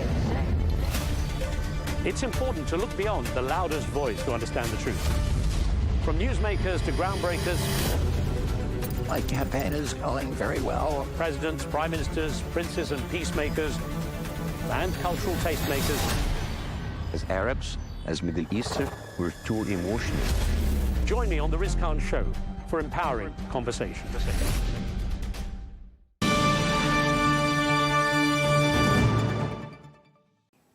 Well, in a news conference earlier today, Hezbollah leader Hassan Nasrallah saying the group was dealt a, quote, unprecedented blow, and the attacks could be called a declaration of war. For reaction to that, I'm joined now by Professor David Tal, an expert on Israel's security and diplomatic history. Sir, let's talk first about Israel being behind this. They haven't officially claimed responsibility. They've sort of inferred in maybe some statements in the last 24 hours, but unlikely to ever claim official responsibility. Do you think they did do the coordinated attacks across pages and walkie-talkies? Well, I think it sounds very reasonable, and the common guess is that Israel is behind it. And while Israel did not confirm, it, on the other hand, did not really deny that it was standing behind that. So I think it will be quite sensible risk to assume that Israel is behind the attack.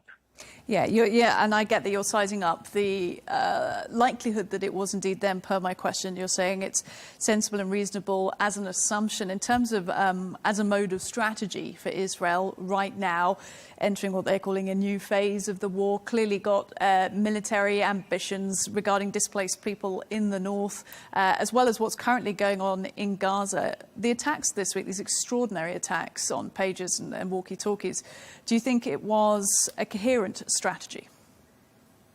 It's very difficult to say. It's very difficult to say because many commentators in Israel are asking that question, because it would make sense to have such an attack if it was coming together with broader attack on an all-out attack on the Hezbollah. It should be the first step toward an all-out attack. Then it would make sense. It would be kind of part of broader strategy. As it is right now, it is a kind of a standalone act, which it's very difficult to say where it should lead and what is I would say, the strategic goal behind that. In tactical, as a tactical act, it was quite brilliant.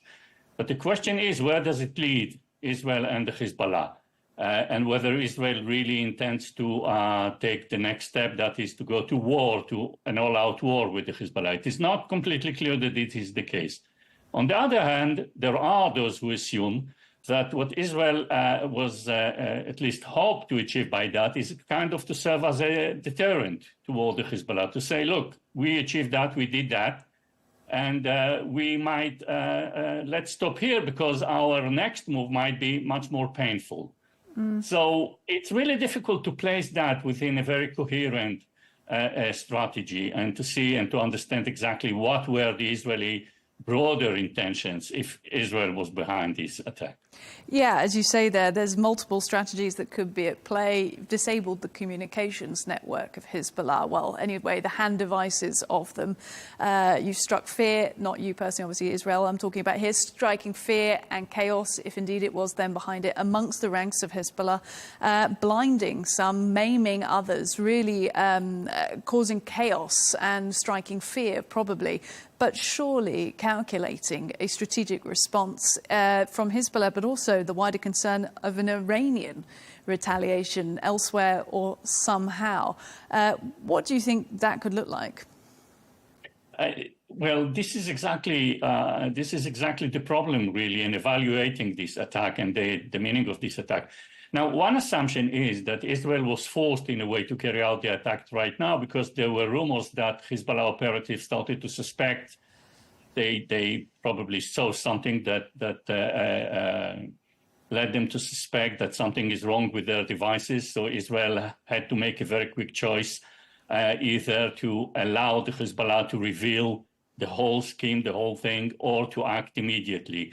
That is, to act not when Israel would deem it right time to act. But again, we don't really know. What we do know is that this attack was not the first stage of an all-out Israeli attack. As you said, it blinded the Hezbollah, not only the single persons who got blinded, but also the whole, or most of the Hezbollah get blinded, was a lot of havoc, a lot of chaos. And Israel did not use that chaos in order really to strike forcefully the Hezbollah. And now the question is, what will be the reaction of the Hezbollah? And the reaction of the Hezbollah, I don't think that Iran will take kind of a warlike measure against Israel. Another problem is that if Hezbollah would go to an all-out war against Israel, that might lead to the loss of a very significant strategic asset of Iran, because Iran is treating Hezbollah as part of its arm. And I'm not sure if Iran right now want to use that arm. So it's really, with that attack, all cards, I would say, got all kind of rearranged, and it's very difficult to tell where it will take us, where we are going to go from here. In terms of Israel potentially acting early on this, by which I mean the pager explosions on Tuesday, there was analysis that obviously it had been a long-planned attack by whoever launched it, and it was supposed to be the first move in a series of moves. But potentially they may have been pushed to do it sooner because Hezbollah had intelligence about the planned operation. Do you buy that as an argument? As I said, yeah, it can be. Once again, the real issue is that we don't know. We don't really know what was behind the timing of this attack. Not to say that we don't know who was behind that attack, but we certainly don't know what was behind the timing. We don't see what you might suspect was supposed to be the next stage, that is an all-out attack by Israel, taking advantage of the chaos that really swept all over the Hezbollah. So, yeah, you are right. We are at the stage really standing and looking and trying to understand what's going on. Right now, Israel is bombing south of Lebanon, but these bombings did not exceed beyond what was taking place along that front from October the 8th. So as it looks like, at this point, this is a standalone attack. It is quite painful. It's quite harmful to the Hezbollah. But as it is right now, it looks like it is a standalone attack, and Israel might kind of would say, look, we won't go beyond that, and we expect the Hezbollah not to drag us to an all-out war. But of course, this is no longer in the hands of Israel. It's now in the hands of the Hezbollah. It is indeed. And you know what?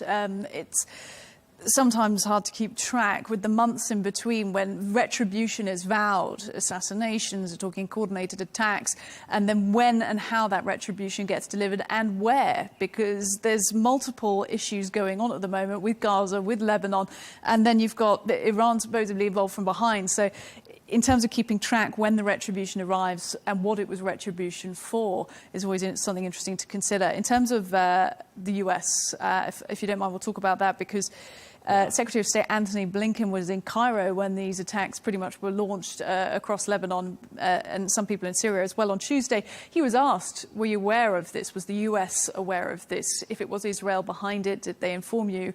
And the US saying, no, they were not aware of this. Do you also buy that argument?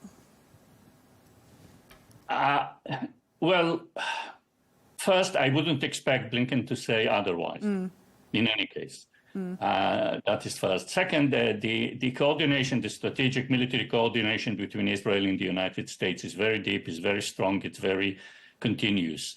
On the other hand, that very specific attack, maybe Israel did not really inform or did not really share with the United States all the details of these attacks, if only because of fear of leakage. And there is always the issue of that it was a bit of premature in the sense that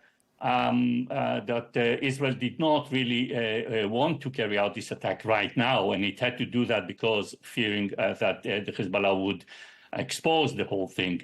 So Israel acted quite swiftly and quickly without having even the time to coordinate that with the United States. But I would assume that at a certain level, the United States was informed. I'm not sure if it was informed about the details. It might be informed about general intention to carry out such an attack or something like that. And certainly Israel informed the United States after act about what Israel did and why Israel did that. And of course, we can't forget, and I quite agree, you wouldn't expect necessarily to hear confirmation that somebody was made aware of a covert intelligence operation from someone else in a press conference. But there is, of course, politics at play. There's a US election coming up. I think it's about 45 days from now, up in November.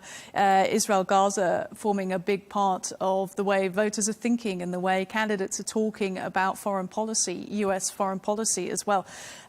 So in terms of the way that Blinken had to respond to that question and the way the current Biden administration is handling this, how much of this is factoring in them seeing Israel as an ally and talking about whether or not they were aware of the operation? The United States would not confirm in any case. Even if Israel informed the United States every single detail of this attack, the United States, no one in the United States, and regardless of elections, regardless of every contemporary event, this is something that you won't share with anyone, that kind of information, not before, not after, certainly if Israel denied or Israel did not confirm that. But this is also quite a sensitive time. Although I'm not sure if the elections and Israel placing these elections is not a bit exaggerated. The Israelis are really, and not only Israelis, many think that Israel plays a significant role in the American elections. I'm not sure if Israel is that significant factor. It is, and the conflict and the war are factors, but I'm not sure if they are that important and significant factors. But in any case, it's quite obvious that no one in the United States would do something before Israel would say something about this attack. You're an expert on Israel's diplomatic history, and we're speaking elsewhere in the show with a former ambassador, Lebanese ambassador to the Kingdom of Jordan, about diplomacy efforts and what can be secured in terms of stepping away from coordinated military attacks, surprise attacks, wars, bombings, things like that. Is there any hope at the moment for diplomacy channels within the current Israeli government? This is the question that you ask is a kind of an opening to a discussion that I'm not sure that you have enough time to have, because part of the problem really is that I'm quite sure that if there was right now a diplomatic offer that would lead, for example, to the complete withdrawal of the Hezbollah beyond the Litani line, beyond the Israeli borders, and the Hezbollah would put down its arms, I'm quite sure that the Israeli government would take that. Israel is not Israel has no interest in really going into a complete an all-out war with the Hezbollah. On the other hand, there are Israeli domestic political issues that some would assume that are also behind the continuous, I would say, belligerency of Israel at that point. There are those who suspect the Israeli prime minister that his motives are not completely caring about security and about diplomatic solution, but more about the preservation of his government, of his rule. And these considerations might dictate a more militant policy that would better serve Israel. It is not clear that the calculations of the prime minister right now are the best for the security of Israel and the region. However, as I said, these are speculations. And I really, as you said, I'm an expert of Israeli diplomatic history. That means that I can tell a lot about the past. I'm not that familiar with what happens in the future. So it's very difficult really to say something definite about that. But I would say that if there was a concrete and significant diplomatic document on the table that would satisfy Israel's demands as they are put now, that is, that will allow Israel to bring back its citizens into their back homes in the north of Israel, would remove the Hezbollah from the border, would lead to the Hezbollah putting down its arms. I'm quite confident that Israel would sign on such a document. Interesting. And look, I really hear your point, Professor David Tal, about answering such a huge question in a brief news talk show format, and appreciate your efforts to do so. I think it's just that the perception from the outside, from the events of the last week and indeed of the last year, is that there seems to be more of an sort of impact and more effort going in militarily than potentially diplomatically. Do you think that's a fair assessment? I don't think it's assessment. I think this is the reality. The question is why that is the reality. Is it because either Israel or the Hezbollah failed and are failing the diplomatic efforts? There is an American envoy who is now shuttling between Israel, the United States, and Lebanon, who is trying to reach an agreement. Who is to be blamed for the failure of that American emissary? Is it Israel? Is it Lebanon? Is it the Hezbollah? We don't know. We really don't know. It's very difficult to say. So the reality is exactly as you described. This is a reality where military actions dominate the diplomatic activities. But the success of diplomacy is depend also to a great extent on the will of the two parties. And who is the party who fails these negotiations? I think it's quite early to say right now. We appreciate you making an effort, though, to speak to us and try and explain to us in this brief format. Professor David Tal, expert on Israel security and diplomatic history. Thank you. Thank you. From the White House to Gaza, Kyiv to Beijing, elections, economics and the environment compete with conflicts and other complex issues for our attention. In an age of fake news, deepfake and artificial intelligence, they've got to have a vote and a say. It's important to look beyond the loudest voice to understand the truth. From newsmakers to groundbreakers, My campaign is going very well. Presidents, prime ministers, princes and peacemakers, and cultural tastemakers. As Arabs, as Middle Eastern, we're too emotional. Join me on The Riz Khan Show for empowering conversation.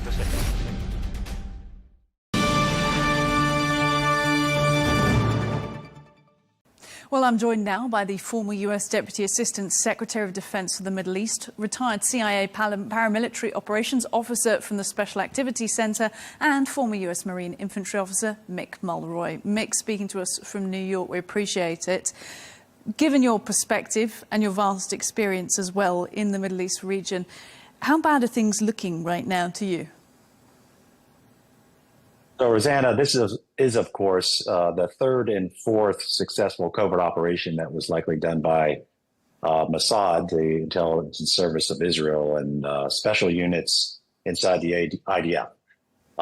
It is, from that perspective, successful in the sense that they've likely really reduced confidence from the Hezbollah fighters in their leadership, their supply chain of command, and of course, their communication structure.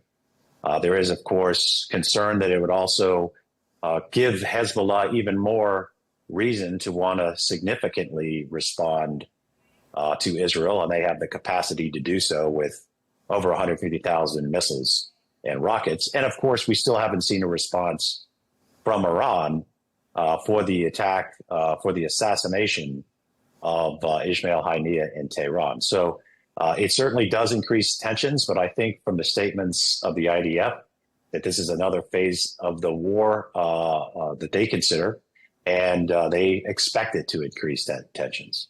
There's a lot for us to pick up on from that. A good overview, thank you. In terms of you saying Mossad behind this, pretty much everyone is, reports around the world, media in Israel itself. But will we ever see Mossad claim direct responsibility? Well, generally speaking, you never claim a covert action. It's just not in the nature of the very type of operation that it is. So I think it's clear from the statements, both of the Prime Minister and the Minister of Defense, that it was Israel. And this is the type of operation that Mossad would lead, even if elements of the IDF were a part of it. And it's clear that it was done based on intelligence. I mean, I think it's likely that the Hezbollah fighters were told to stay off cell phones. They are problematic from a counterintelligence perspective, from their perspective. And then Israel knew that they were moving to these pagers, which are very unique and very specific, and most people don't use them anymore. So they likely got into the chain of command, or excuse me, into the supply chain and inserted these explosives. And it was something that, you know, I think you have to look at both sides. From a military covert side or intel side, successful, but there's questions about how they ensured, if they did at all, that they weren't standing next to innocent civilians at the time they were detonated, which of course is a requirement under international law. But this is, from a military intel perspective, something that they really intended, I believe, to shake the confidence in the Hezbollah fighters in their entire command structure. There has been a lot of commentary in the last 24 hours that this could indeed constitute a war crime because of the way that these communications devices were ostensibly hacked into and activated at the same time in civilian areas. Do you think there will be that type of inquiry, those types of charges leveled? Well, when it comes to the law of that governs this, the international law, proportionality is important. In other words, if you have a valid military target, that has to be the first part of it. If it's not valid, then of course it is a war crime. But even if it is, every nation has a duty to avoid civilian casualties the best they can. And that's the question. Obviously, you'd have to know the facts around this, but you could see that there would be an investigation to that effect, as these individuals, just like individuals that carry pagers around the world, are with their families or with children. They're in they're taxis. They could even be in airplanes, right? If it was low enough that the signal to the pager could be reached. So I'm sure that it will be looked at. There's also, of course, a lot of the activities in Gaza that will be looked at. And I think it's every nation's responsibility to ensure they follow the law of international conflicts. But that is something that would have to be investigated to make a determination. The series of explosions amongst pagers and then walkie-talkies and the way it was coordinated and carried out has been described by world media as interchangeably audacious, extraordinary. Some infer that to mean some sort of positive thing, but really it's sort of unprecedented from what we're hearing in terms of the way these were hacked into and the decision to detonate them like this. When you first heard news of this happening 2 days ago, what was your initial response? Well, certainly from an operational perspective, this is impressive. I mean, to be able to do this, to get you're basically targeting an entire army individually. And I think from the Israeli perspective, they would say they did it in a way that actually reduced the chance of any civilian collateral damage. But the operation itself was certainly impressive and large in scope. It's likely they knew, I'm guessing, I don't know this, of course, for sure, but once the pagers were obviously compromised with the detonations, that Hezbollah would then switch to their other form of communication, which wouldn't be cell phones, but would be handheld radios. So it might have been sequenced out to do this way. So they would get a maximum effect from both manipulation of the pagers and the handheld push-to-talk radios.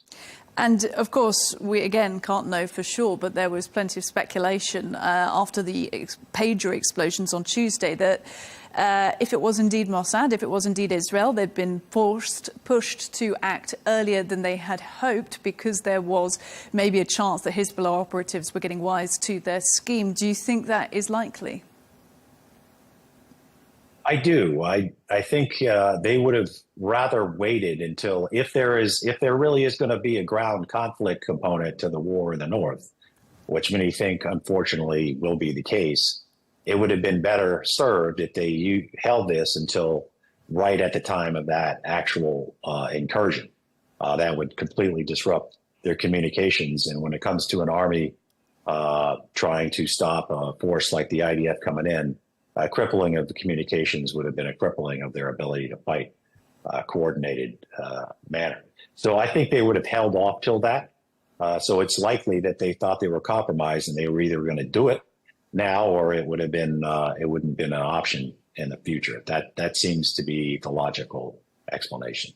Indeed, there are concerns of a ground conflict. No one, again, can know for sure. Lebanon on the edge at the moment. What would it look like, do you think? Well, to start with, I think everybody in the region, in the world for that matter, should not want to see this conflict. I think from Israel's perspective, they have 50,000 plus people that are displaced from the north, and they find that unacceptable.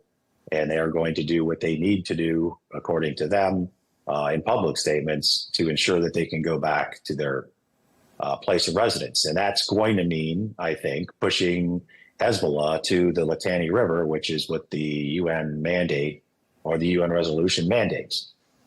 From Hezbollah's perspective, they, I don't think, want a war, but they also can't just concede the territory for their own political issues. So if this happens, it's going to be devastating, I think, of course, to Lebanon and also Israel, because the Hezbollah capacity is much greater than Hamas. They have, as we already talked about, over 150,000 missiles and rockets, and many of them are precision guided. And if they use them in mass, even with the capabilities of the Iron Dome, which is the Israeli air missile defense, you could overwhelm it, and they could hit the grids, they could hit the power grids, the communications grids, and obviously civilian population centers. And if that happens, then this war is going to escalate even further, likely bring in Iran, and that's a regional conflict that nobody should want to see. It's also important to note that Israel did do a lot of mitigation and degrading of Hezbollah's capabilities, if you remember those series of airstrikes. But they certainly didn't get them all, and that this is going to be a sizable fight if it happens, and certainly on the ground. Again, a lot to pick up on there, but we'll talk first about Israel's aim for its displaced residents in the north, as you've picked up on. They came out with a statement just hours before the pager explosions on Tuesday, saying that a goal of what they're calling the current war is to get those displaced residents back, and that would happen to be militarily, probably.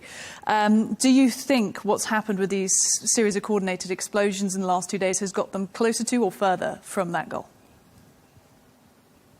So military sequencing, I think this would be the first, operational preparation of the battlefield is what we call it, which is really softening the target. And obviously, if they can't communicate effectively, and now they won't trust their communications even if they replace them, that is one way to do it. And from my perspective, speaking to the Israelis and seeing their public comments, it's pretty clear that they at least intend the world to believe that this is going to happen. It's not a if, it's a when it's going to happen. And I think that needs to be noted by the rest of the world, because this can certainly spiral out of control. But this is either going to happen from Israel's perspective by force, or voluntarily Hezbollah withdraw to the UN designated line, which is above the Litani River. This could happen. If it does happen, the United States could also be pulled into this. It's important to point out. The Israelis have the capacity to defend themselves, but if they are attacked by both Iran, and we saw in April how substantial that could be, Hezbollah, and even the Houthis, it may require the United States, at least from an air component, to help degrade the threats, which it could include direct airstrikes on the ground in Lebanon, for example. I'll come to the US shortly, because I think it has obviously an important role to play in all of this in terms of mediation. In terms of the strategy of fear or chaos in and of itself, do you think that has been part of the strategy? So enough chaos within Hezbollah that maybe they won't even respond? Yes, I think that has been part of the strategy. There have been, almost daily strikes, including special operations raids to go after and hopefully, from their perspective, decapitate the leadership. And I think that has sown a great deal of concern all the way up to Nasrallah, and certainly within the ranks. And that's exactly what they intend to do. And we haven't seen really that substantial of a response, even to the killing of their senior leader in Beirut, the assassination there, which, you would think they would have had more of a substantial response. So that might either be because Israel degraded that capability before it happened, or they really don't want to see this spiral out of control either. But they are in a position now where they probably feel politically they have to do more than just launch rockets into Israel. They're going to have to do something after this large-scale attack, thousands of casualties against their force across the board. That is a really salient point about the vowed retribution, but again, it's sort of never arrived, that previous assassination. In terms of Iran and how they might be playing all of this, you've mentioned that already, but are they going to be seeking containment now, or some sort of smart retribution? It's a very good question. So right now it looks like containment, because the idea was that Iran wasn't going to retaliate during the ceasefire negotiations, so they didn't look like the spoiler. But since those have seemed to go nowhere, there's not really a reason for Iran, from their perspective, to not strike in retaliation of the assassination. So if that hasn't happened, there's a potential, and this is something Iran likes. They like the gray space, if you will, which is more of a clandestine attack against Israel somewhere else. And of course, that was what what led to the assassination. It was more of a covert operation than an overt operation like we saw in April, with missiles and drones in the hundreds launched at Israel. So that might be what's being developed right now. Hopefully it doesn't happen, of course, but that might be what Iran's looking at for retaliation. And if they hadn't had anything planned, it does take a while to set those up. But we don't know that, and we'll find out It's unlikely, in my experience, that Iran won't do anything in retaliation for what was clearly an embarrassment during their presidential inauguration events for have one of their guests, assassinated. Look, let's talk about the US now, because Secretary of State Anthony Blinken has been on a bit of a tour over the past week. He was in Cairo talking about trying to secure efforts to try and sort of further ceasefire discussions for Gaza when all of this started happening. He's now, I believe, in Paris. In terms of the statements coming out of the US, what have you made of those so far? Do you see them having a role in being able to get the tensions de-escalated? Well, I'd start with commending them for effort. I mean, I know that doesn't get you a lot of credit on the world stage, but it's clear that Secretary Blinken, Director Burns, for example, have put a considerable amount of effort into this, as well as the components from Qatar and Egypt. But I think when it comes to the statements of the U.S., they have been a bit optimistic in the past. And, although I'm sure that was partly an effort to use in negotiations, it really does give them a lower bit of credibility when it comes to where we are in these ceasefire negotiations. I don't think anybody's taking anybody's comments of how close we are. I think now it's either agreement or not an agreement. And I unfortunately don't see the two parties, the only two parties that matter, which is Hamas and Israel, getting closer. It seems to be, from the Israeli perspective, from Prime Minister Netanyahu, he'd like to see this continue, and he's not interested in a ceasefire.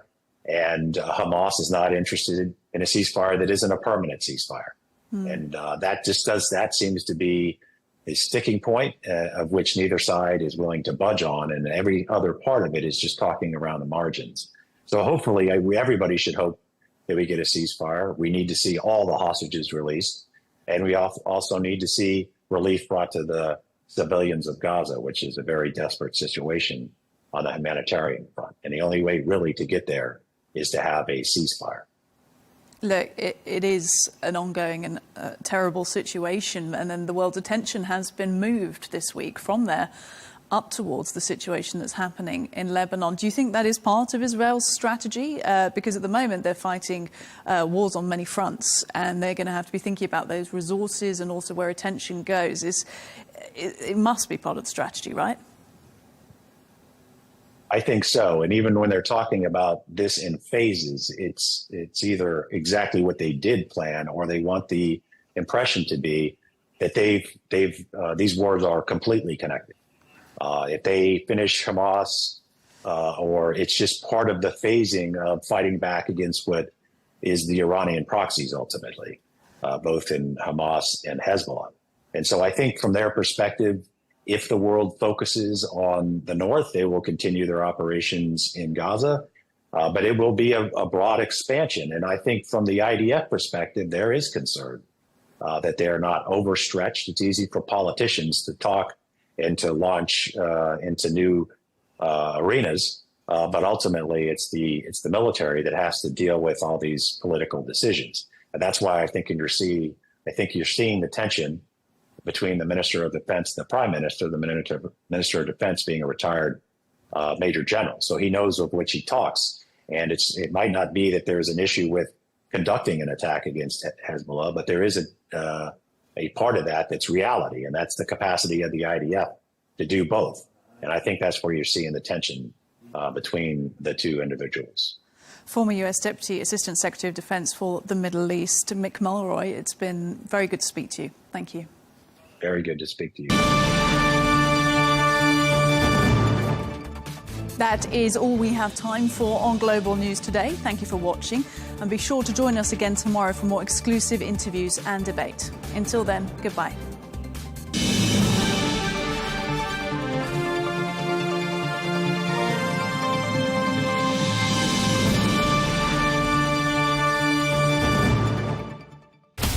From the White House to Gaza, Kyiv to Beijing, elections, economics and the environment compete with conflicts and other complex issues for our attention.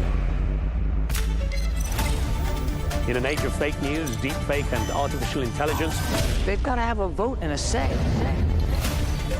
It's important to look beyond the loudest voice to understand the truth. From newsmakers to groundbreakers. My campaign is going very well. Presidents, prime ministers, princes and peacemakers, and cultural tastemakers. As Arabs, as Middle Eastern, we're too emotional.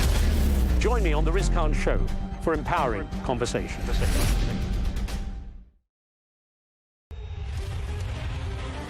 In a journey that is rich in its content and substantiated by its details, from primitive cave drawings to the engraving of letters on stones, it set out. Writing was invented, and the alphabet shortly followed. And is the case in all journeys. What is new is the title. When you are facing a manuscript, it is inevitable that time will simply fleet you. As you enter a meditative state, as you wipe the dust off of it, the fragrance of history captivates you. You begin to visualize the very fingertips of those who created this fine craft that they excelled in.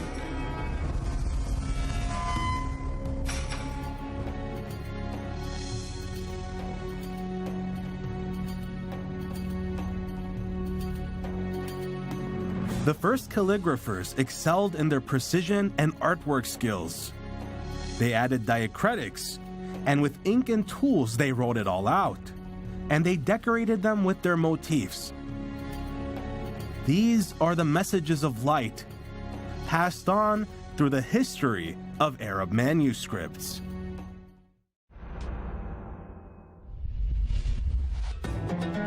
When you are facing a manuscript, it is inevitable that time will simply fleet you as you enter a meditative state. As you wipe the dust off of it, the fragrance of history captivates you. You begin to visualize the very fingertips of those who created this fine craft that they excelled in. When you have the opportunity to handle a manuscript, you'll begin to wonder, how were these papers made? How were all these manuscripts written and duplicated? How did they last long enough to reach us in a state of fine quality, grace, and elegance? They bear the history of the Arabs, preserving their intellectual prowess in all the fields of knowledge. All of this confirms the importance of Arab manuscripts and reflects how skillful and capable ancient Arab manufacturing had become. The manuscript industry was based on four main pillars. The appearance and material the paper was made of was the first and most important pillar, especially paper that was made from papyrus plant, and parchment that was made from animal skin, and paper that was made of linen and hemp.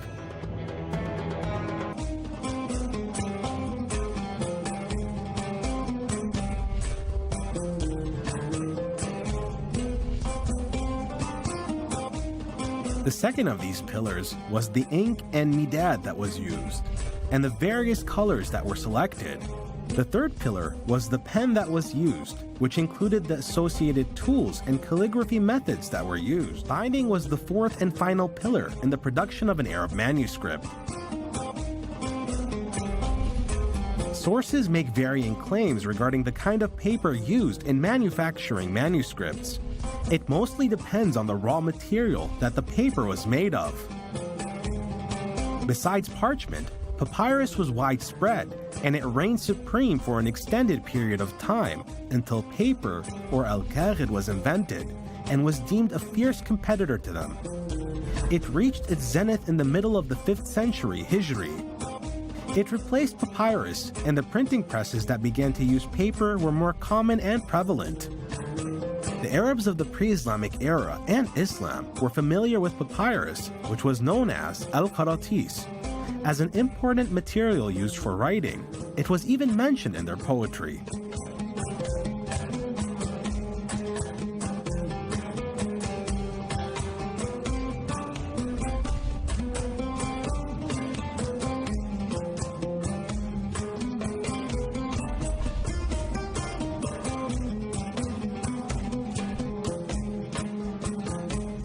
Tarafa bin al-Abd likened the face of his beloved to al-Qurtas from the Levant, as it is white and pure. Their cheek is similar to al-Qurtas from the Levant, and was encrypted like a Yemeni stone that had not been exposed. Papyrus constituted an important leap in the manuscript industry. It led to developments in the authorship and inscribing processes, and also helped spread information across vast distances because of the advantages this paper had. It was light, non-cumbersome to store and transport. The paper could even be transported through the folds of clothing. The papyrus plant would grow abundantly in the swamps of the river delta in ancient times. The ancient Egyptians benefited from it, and it resulted in the development of one of the most important industries, which are considered one of the greatest accomplishments that Egypt had offered human civilization, that being the paper-making industry.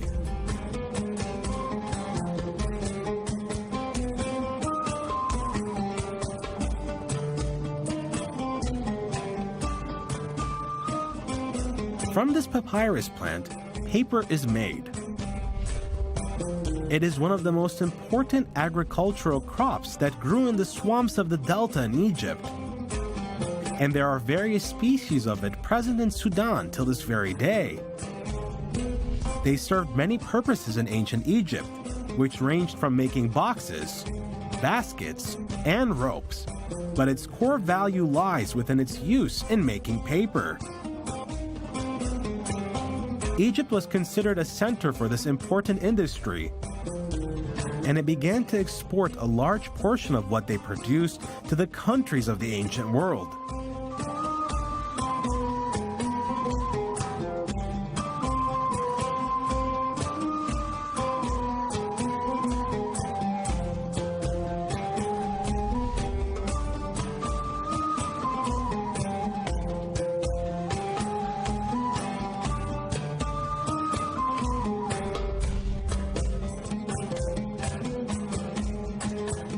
The papyrus plant is from the sedge family of plants that belongs to the cypress genus and the papyrus species. The word paper is derived from papyrus, and it is what we use in the English language. The length of the papyrus plant ranges from 7 to 10 feet, and it is made of a trisection stem. Its bark is thin and coarse, and a width of a single reed is about 1.5 inches. The reed has a core made of cellular tissue, which paper is made out of. The reed is split into two, and each half is sliced from the center of the stem. The pulp slices are then placed side by side on flat wooden surfaces. A second set of these slices are placed perpendicularly to the first layer, and they are stacked side by side. These slices are then soaked and are gently pressed with pieces of wood until they level out. They are then left to dry in the sun.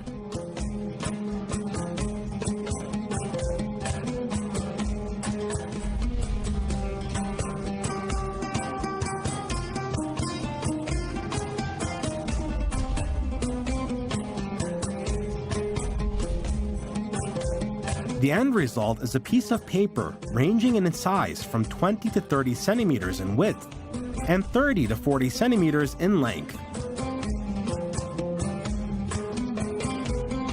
It is easy to make files of varying lengths out of papyrus. Separate papers are bound together, where they are polished and pasted again until we obtain a roll that can reach 15 meters in length. Only one side of the papyrus would be used for writing, and it would be the side that had fibers that were horizontal, so that the pen that was used would be able to write with little to no resistance. The papyrus roll is then cut up into equal pieces, which are then written on and stacked on top of each other. It is used in corresponding messages, pamphlets, and manuscripts.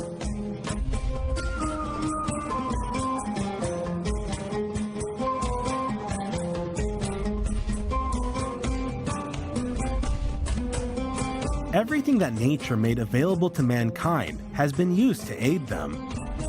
Here we have papyrus paper. Thousands of them are preserved in libraries around the world. The Phoenicians transferred them to people around the world. We have received many letters and instruments that were written and described on papyrus, including papyrus from Hierakonpolis Magna. This papyrus dates back to 22 Hijri. The Egyptian Museum in Cairo has the oldest manuscript that is written on papyrus. This manuscript dates back to 4,500 years ago, and it contains details about the work the builders of the pyramid of the pharaoh Khufu partook in. It was found by a team of French and Egyptian archaeologists in Wadi al-Jarf on the coast of the Red Sea.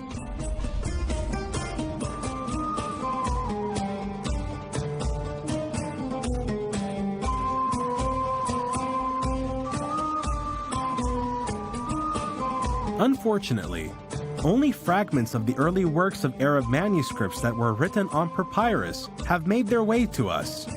Among them are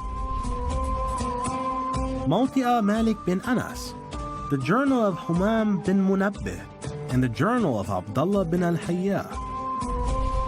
The most complete manuscript that has reached us that was written on papyrus is the book titled A Collection of Prophetic Hadiths by Abdullah bin Wahb, who passed away in the year 97 Hijri in the region of Idfu in Upper Egypt, and it is now preserved in the Egyptian National Library.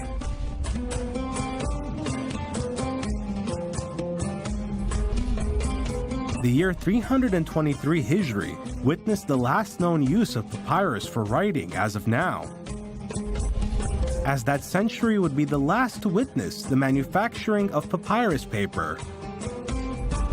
With these words, we toured around the world of ancient papers, and in our modern times, we witnessed its great legacy, and in the lives of the ancients, it was a point of skill and craftsmanship.